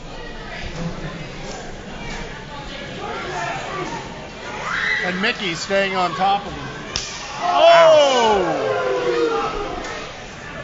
Vegas is back up, and he doesn't look happy. Look out! Jeez! Marshall takes apart the guardrail. Just broke through steel. You wanted to know if this was going to be violent. Here's your answer. I think Vegas may be lacerated. Don't quote me on that. Certainly a lot of debris and a lot of chaos all over this place. Still checking out Marshall's head from those headbutts earlier. Oh, Mickey got dropped on the wooden steps. Oh, the impact, not even to mention just The jagged edges of wood probably jarred into Mickey's body. Nickie is just folded up over Hentai. Hentai finally pushes him off. Looks like he's checking on Vegas. And here comes the baby bull. All four of these men are seriously hurt, but they're not stopping. Street fight mentality. Headbutts again. Hentai to Marshall. It's a red welt just developing on Marshall's forehead. Oh no, they're near that heavy ramp. Oh no! God, the impact. There is, I know it's a cliche, but there is zero give in that ramp. You and I have both carried it. We know how heavy and sturdy it is. All of the energy of that went right back into Marshall's back. I don't know that he's getting up. And that leaves dire straits for Mickey, who's now the victim of 2-on-1 in the ring. Hentai goes for a cover. No, your fault. And credit to Mickey for surviving all this. And I think it's been the first time anybody's attempted a cover yet. Yeah, good point. Good point. That shows you. This contest, 10 minutes. It's been all about maiming your opponents thus far. But now the Founding Fathers have done sufficient damage. They're ready to hit the showers. Take it home. Get the beer cold. Mickey trying to fight off the suplex attempt, which may turn into a superplex or worse. Hentai positioning his legs, going to the top. Headbutts. Again. More headbutts. That will knock you so loopy. But what damage did Hentai do to himself? Not enough, apparently. Superplex. Oh. You know how occasionally on a superplex you see someone like sort of bounce back up from all the energy? Yeah, Mickey wasn't so lucky. No bounce. And Vegas measures Mickey with a couple more elbows. Just showing off more than anything it almost had. Mickey kick it. Whoa, Marshall getting up to his feet, getting up to the ring. And I'm not sure how. Here comes the Davey Boy Smith. Hentai with the running power slam. Not a lot of running, but a lot of power slam. And low bridge on Vegas cuts off the momentum. And Vegas had a ring cable jar him right in the rib. Oh, that hurts. All right, underneath the arm, there's no muscle to protect that. You hit the ring cable there. It's just painful. And now Hentai sent over the top. And it's now all Gambinos in the ring and Founding Fathers on the outside. And Marshall, who's been trying to recover ever since hitting that ramp, is now doing it in the ring as the battle is outside. Well, Hentai pairing off with Mickey. Marshall doesn't see Jimmy Vegas back in the ring. Oh, wait. One half of these self-proclaimed tag champions eyeing up Marshall. He turned and saw him. And this is, and for lack of a better term, this is the respect that they have. They didn't go running at each other. They knew the power that each one had. They want to match up. This is how it's. Well, Hentai impedes us from seeing the Marshall Vegas confrontation. Whoa! What is this? Is this a wizard? Some guy in a mask with some kind of club or a pipe. Who is that guy? Is that Jimmy Valiant? What was that?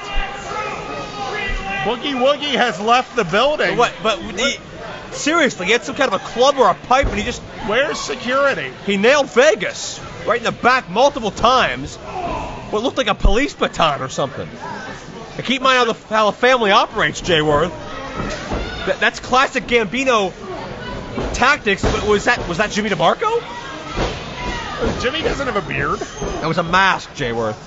All I saw was beard. Well, it was a mask with a beard on it, and I'm not sure who it was, but... Backbreaker, Mickey's on top! Curse of the Gambino! Gambinos pick up the victory, but who do you give the assist to? Mickey and Marshall for Gambino! Clearly, the the assist goes to Gandalf. I guess some guy in a mask with a long beard on it attacked Vegas from behind, and that's some of the street-like mentalities, some of the wink-wink side job tactics the Gambinos have used. Was a hit put out of the Founding Fathers wouldn't surprise me. But the Gambinos, they never had to wear masks. They never shrouded in mystery what they were doing. They never hid their identity. That's the one thing that perplexes me. Yeah, you had mentioned Jimmy DeMarco, but Jimmy has a cage match tonight. I can't believe he's focused on anything other than that. And the body type didn't look like Flexer or any of their other past associates. Gambinos pick up a victory, major revenge on the Founding Fathers, but who was that masked man anyway? Up next, 15-foot-high steel cage. Gambinos, well, those tag titles are invalid. They're not recognized championships any further. And Chuck Roberts looks like he's going to try to find out what the Gambinos knew about the ski mask, but looks like Nickie doesn't know who it was. Nickie doesn't know what Chuck's talking about. Very true. Who was the guy in the mask and what was his agenda? Well, clearly his agenda was to get a couple shots in on the Founding Fathers. But that's the rules. You have known me for years. IWC has known me for years. Yes, I've done some passes and things. Yes, okay. Maybe I screwed you last year, maybe a little bit. Chuck, I had nothing to do with that. And you know what? The real champ tonight was not him.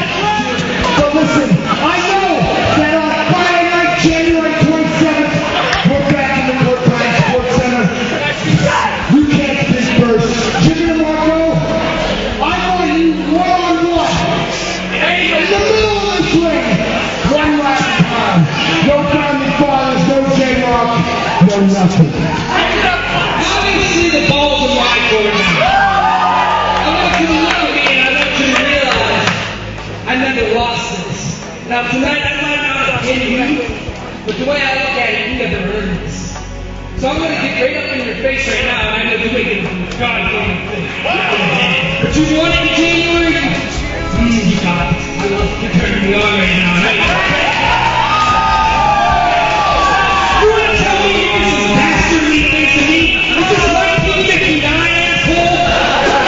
You're screwing me!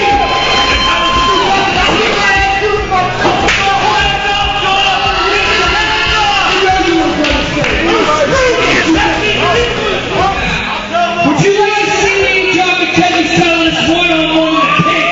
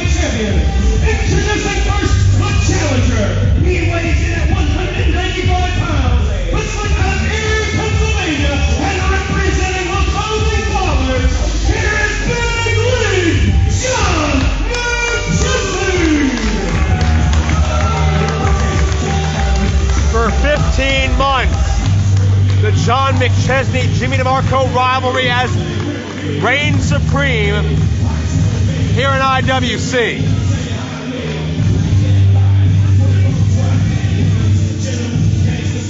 Thirteen of those months were spent with McChesney as IWC champion. McChesney covets and cherishes that title like no other. And there is no Bubba the Bulldog.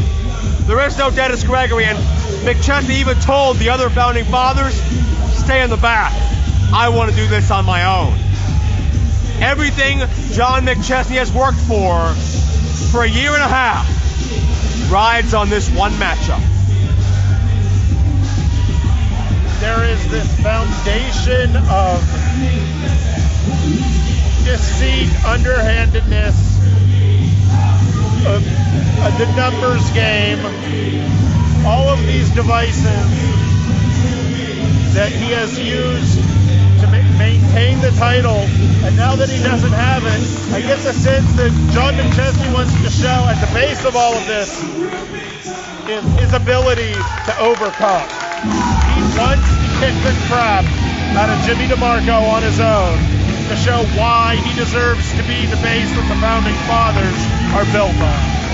That's why he kept him in the back, in my opinion.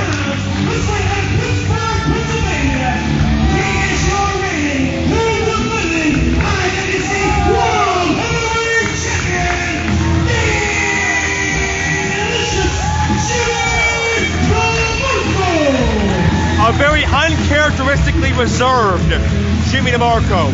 Not outlandish, not outspoken, not controversial. Jimmy DeMarco is in a frame of mind I have not seen before. And I'm not really sure how to read that as it pertains to his chances in this steel cage match. DeMarco has been a man of few words all day. Is it because he is focused on destruction?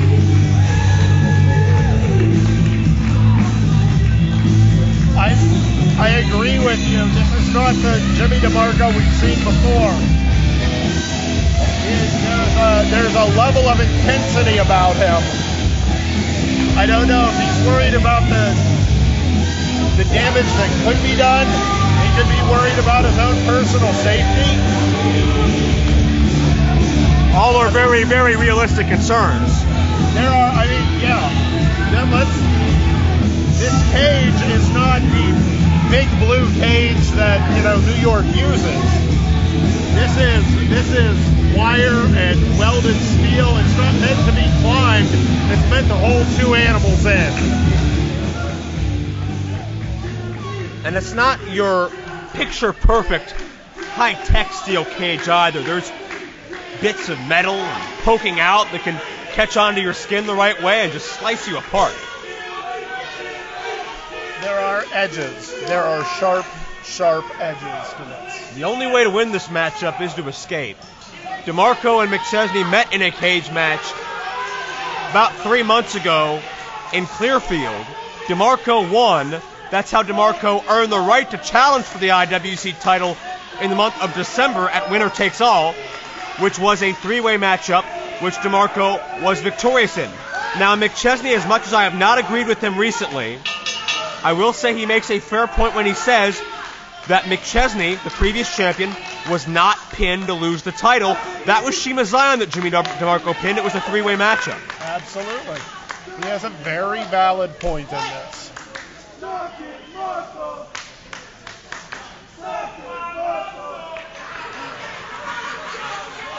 can tell Jimmy DeMarco has his fans in the crowd. The chant of "Suck My Muscles" was coming out there. And to be fair, I saw maybe a handful of people who were cheering for John McChesney. Big League has done a lot in the year plus, and some people do respect that, but I certainly don't respect the means. Memes are only a path to the end, Joe. How many times do I have to tell you that? Well, let's see what the frame of mind is of John McChesney. Not very founding father-like of John to say, I want to do this alone. Vegas, Hentai, stay in the back. I got this one. Well, to be fair, that's part of why you have a cage. I mean, what? I'm sure they can find a way in. No, it hasn't stopped him before, has it? No. Keep in mind, McChesney beat DeMarco in the matchup that cost DeMarco his career. Out of the sport he loved for about 10 months. Yeah, and that may be part of Jimmy's attitude right now. He is facing the guy who retired him at one point. Deep, aggressive collar and elbow tie-up. Nobody budges. Hello. DeMarco takes the offensive there. After everything that's been done to him and a couple of slaps. Long overdue in the eyes of many. DeMarco starts peppering away at McChesney, center of the ring. A flurry of punches, and then he started measuring those last half dozen.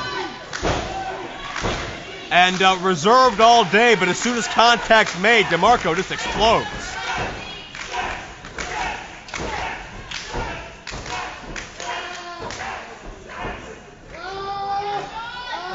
McChesney has his thumbs in Jimmy's eyes. Absolutely does, and you know this is going to be animalistic. Well, check this out. Arm drag. Second time, John McChesney. Beautiful vertical drop kick. And that's almost shades of the fabulous John McChesney. John McChesney knows, he called off his troops. We saw him do it. It's just him and his ability in there. And I don't think Jimmy DeMarco expected that. Check out DeMarco. He seems a little taken aback. I don't know, but Jimmy's been reserved the whole night.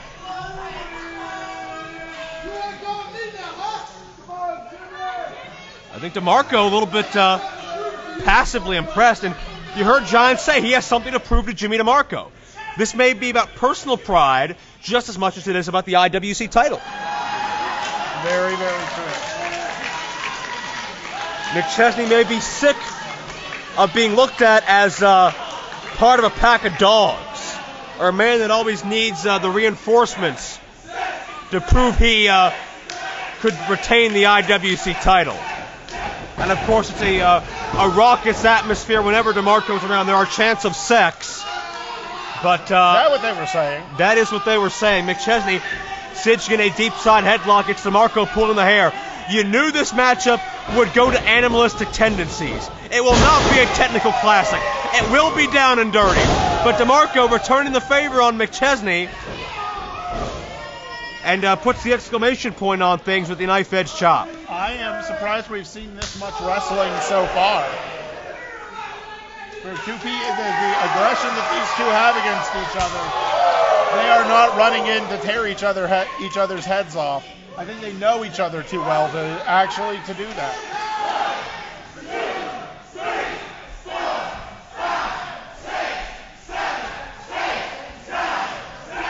Well, DeMarco got to 9 in the corner.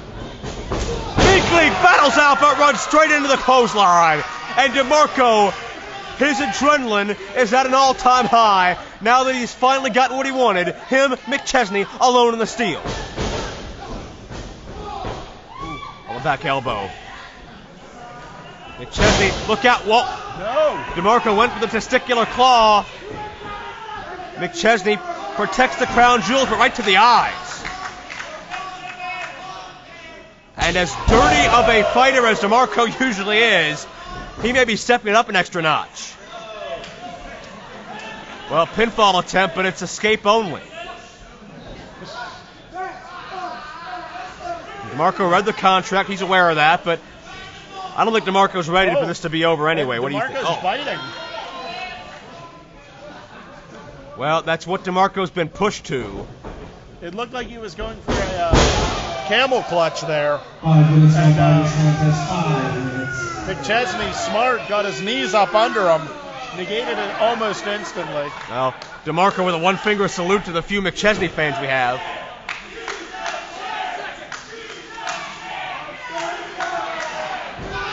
Oh, DeMarco rubbing the engine again.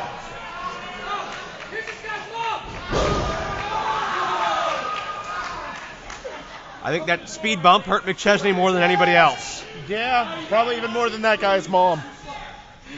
And DeMarco looking to climb his way free. It's good.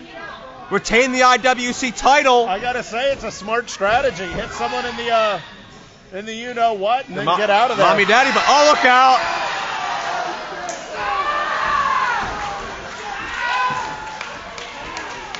I'm kind of glad we're positioned where we are, Joe. The less said, the better. And oh, not that landing was much more pleasant for DeMarco.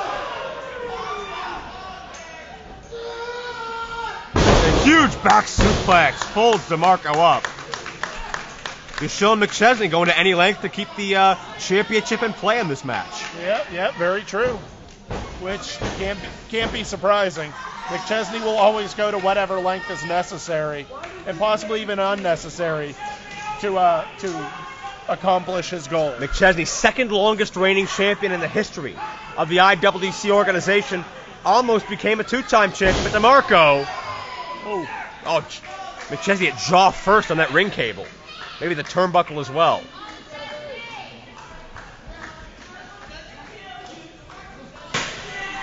And DeMarco with a solid steel chair. You can hear the steel be maneuvered, and DeMarco drop kicks the chair into McChesney's face. Half drop kick, half stomp. And DeMarco has just been at a whole new level as far as aggression this entire match.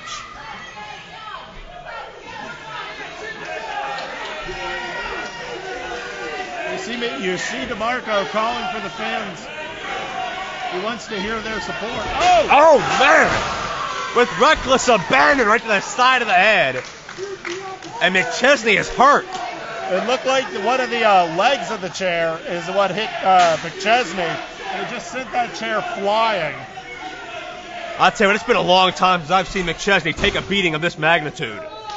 Yeah, we got to look back to... would we go as far back as Low Key? Well, they've had certainly a number of classic wars over the years. Well, McChesney counters. Undeterred.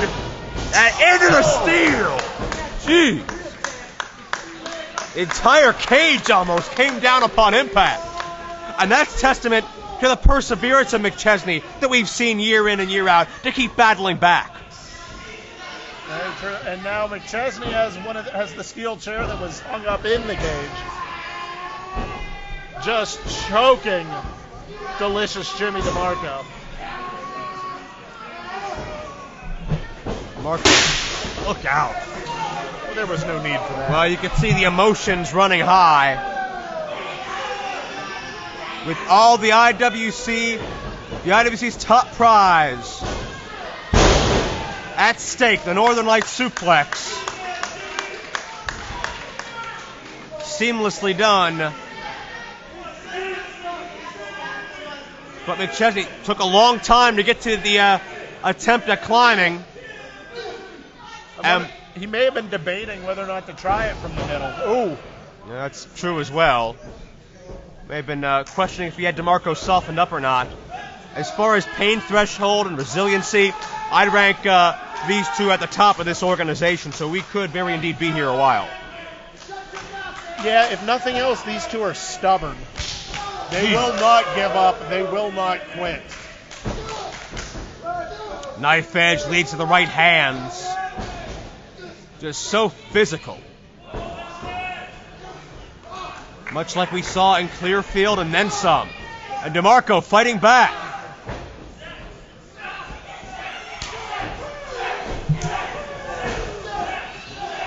Just a mid-ring slugfest. Nothing pretty about it. Forget about wrestling.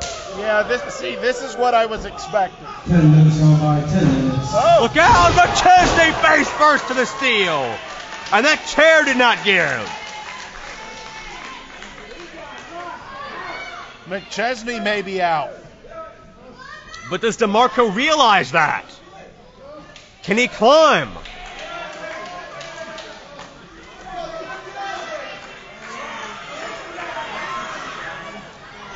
Very slowly and gingerly. He's going up from the corner, though, which is the smart strategy.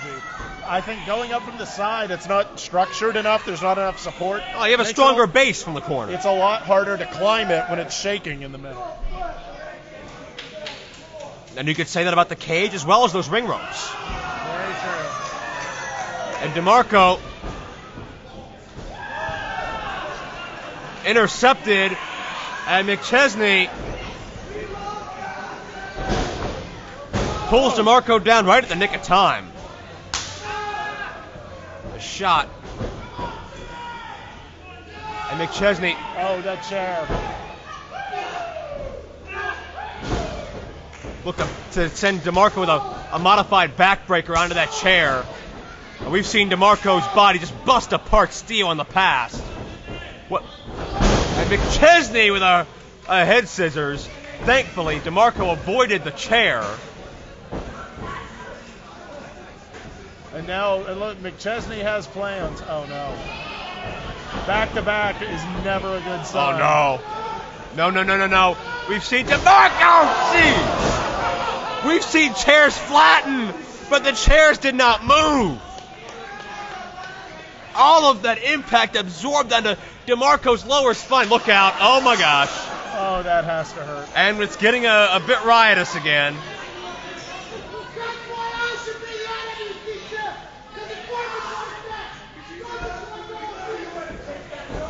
Certainly we don't necessarily condone that behavior. McChesney does not condone it either.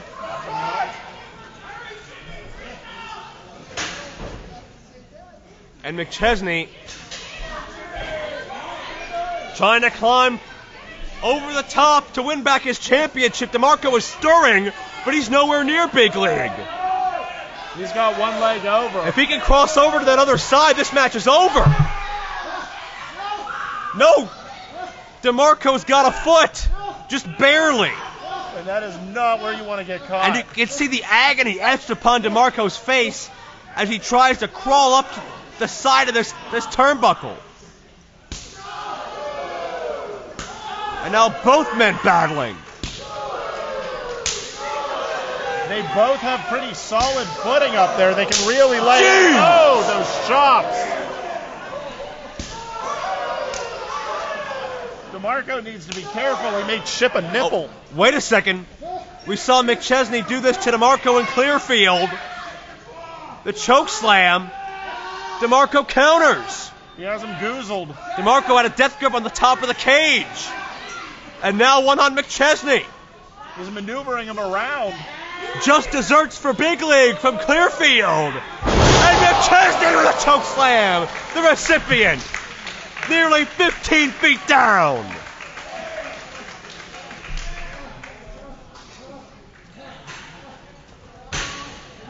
Then DeMarco can barely move, but just throwing whatever he can on top of Big League. You can hear Big League trying to catch his breath. And you know, you get slammed on your back like that, you lose your breath. Just trying to breathe again hurts. And I'll give all the credit in the world to Big League John McChesney and Jimmy DeMarco for surviving this fight this long. And McChesney not up yet. He's rolled to his side. And DeMarco is clearly hurt. Who knows what kind of damage was done to the lower back of DeMarco, and certainly every step, every movement's got to just send agony all through Jimmy DeMarco's body. But DeMarco's almost there. I think DeMarco's got this.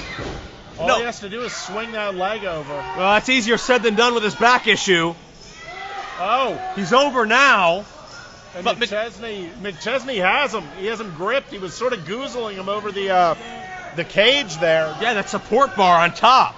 Jimmy had to bring his leg back over to stop from getting choked. A smart maneuver by McChesney.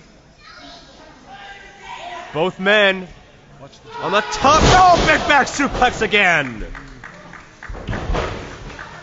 15 minutes on this contest, 15 minutes. And both these men are hurt. I thought McChesney was going to go with a straight back, belly-to-back suplex there.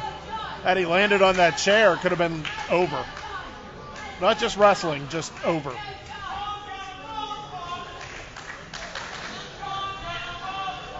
McChesney in major trouble. DeMarco much the same. How do you even determine who's the worse for wear at this point?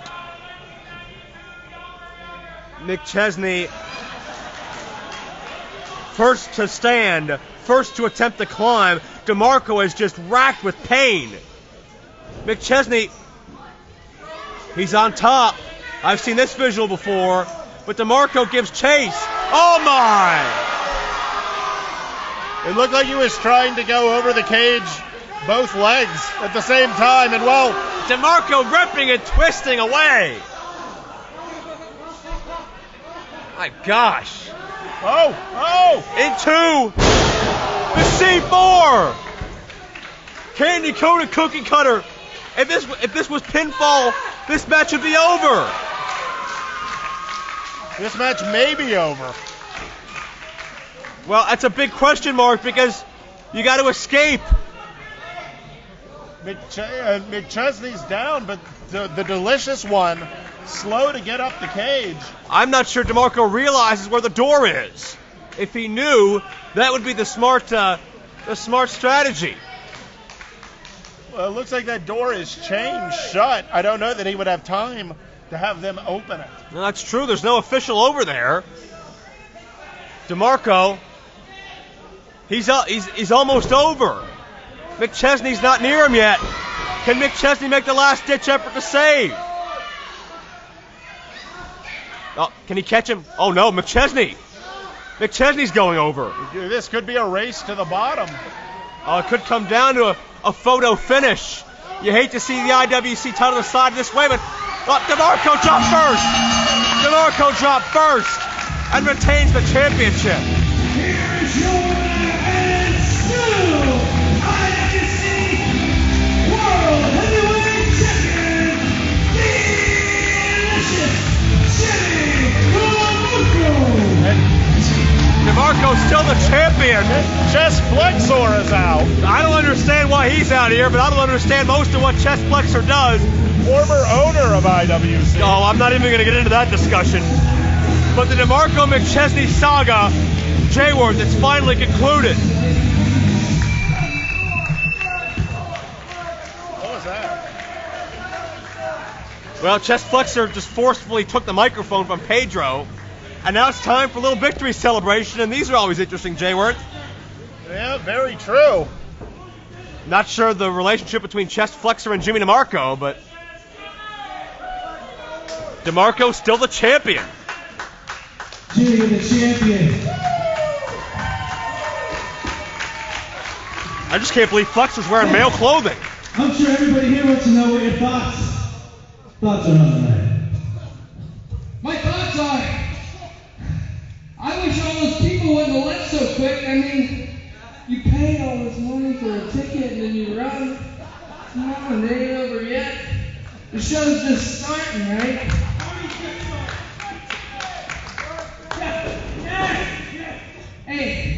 Hey, you, come in here. Uh-oh. Yeah, get in here. I mean, I know you get on the Erie News all the time, but if everyone in Erie could stop making out on the lake and cooking meth for 2 seconds, I bet they could get on the Erie News too. I kid. Flexor, can you hold this prestigious title for me? What are we going to see here? Come on, none of that. John, honestly, come on. Come on in the ring. I want to say something. For real.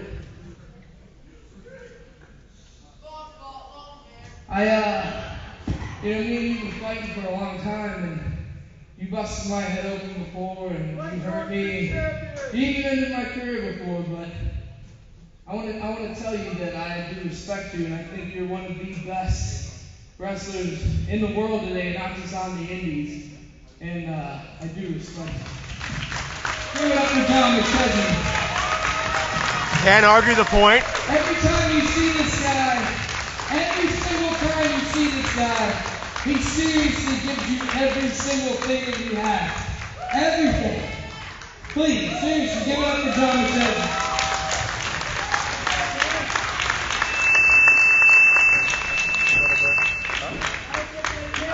Oh, I gotta show you. Honestly, do you people really like...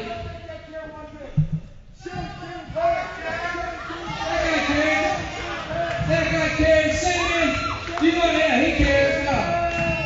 You leaving? Well, you know what?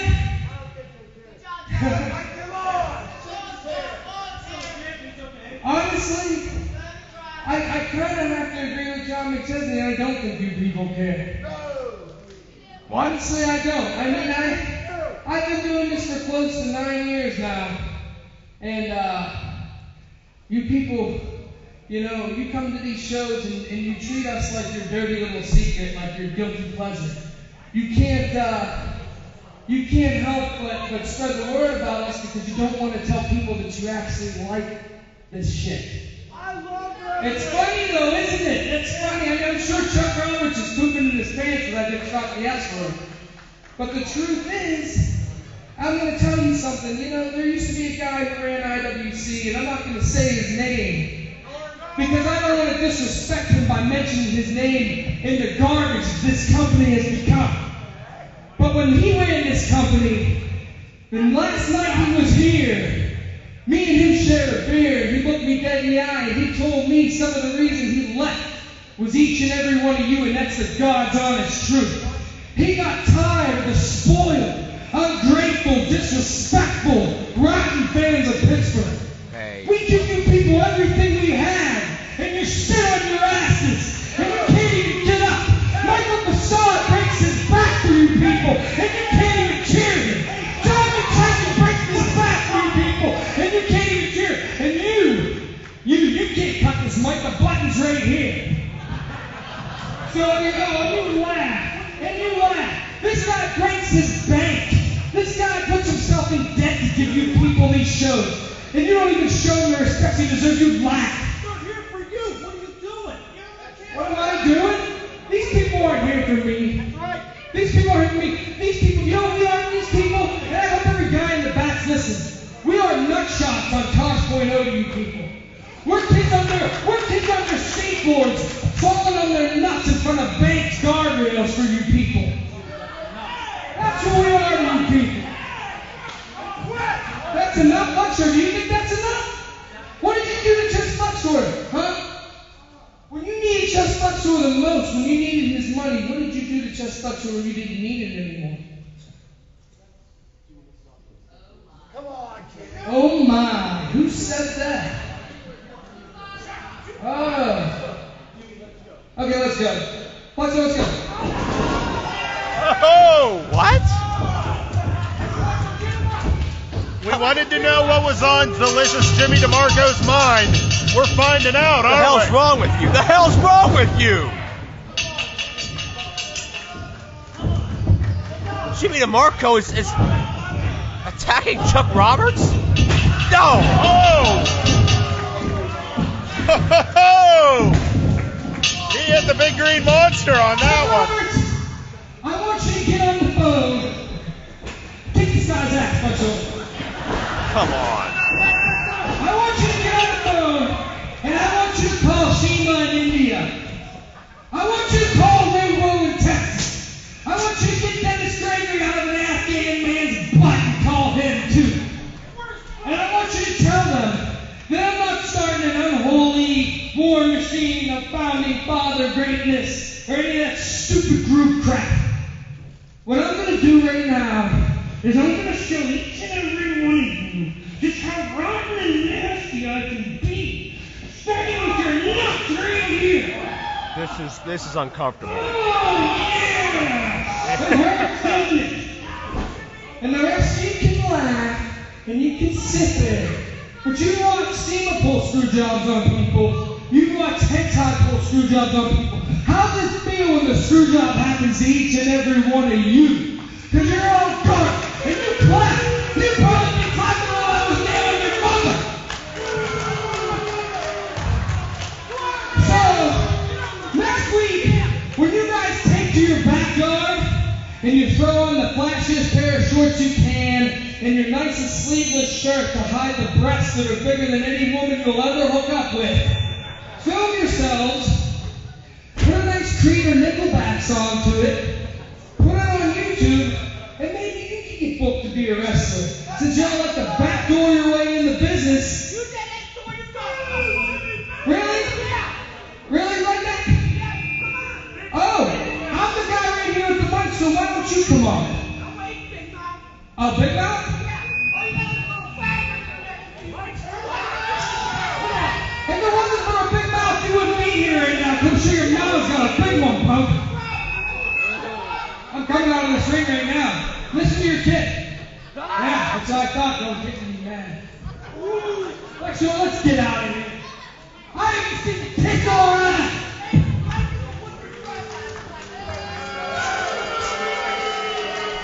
A different side of Jimmy DeMarco. Still IWC champion, but definitely no longer IWC's hero. About time someone finally saw the light.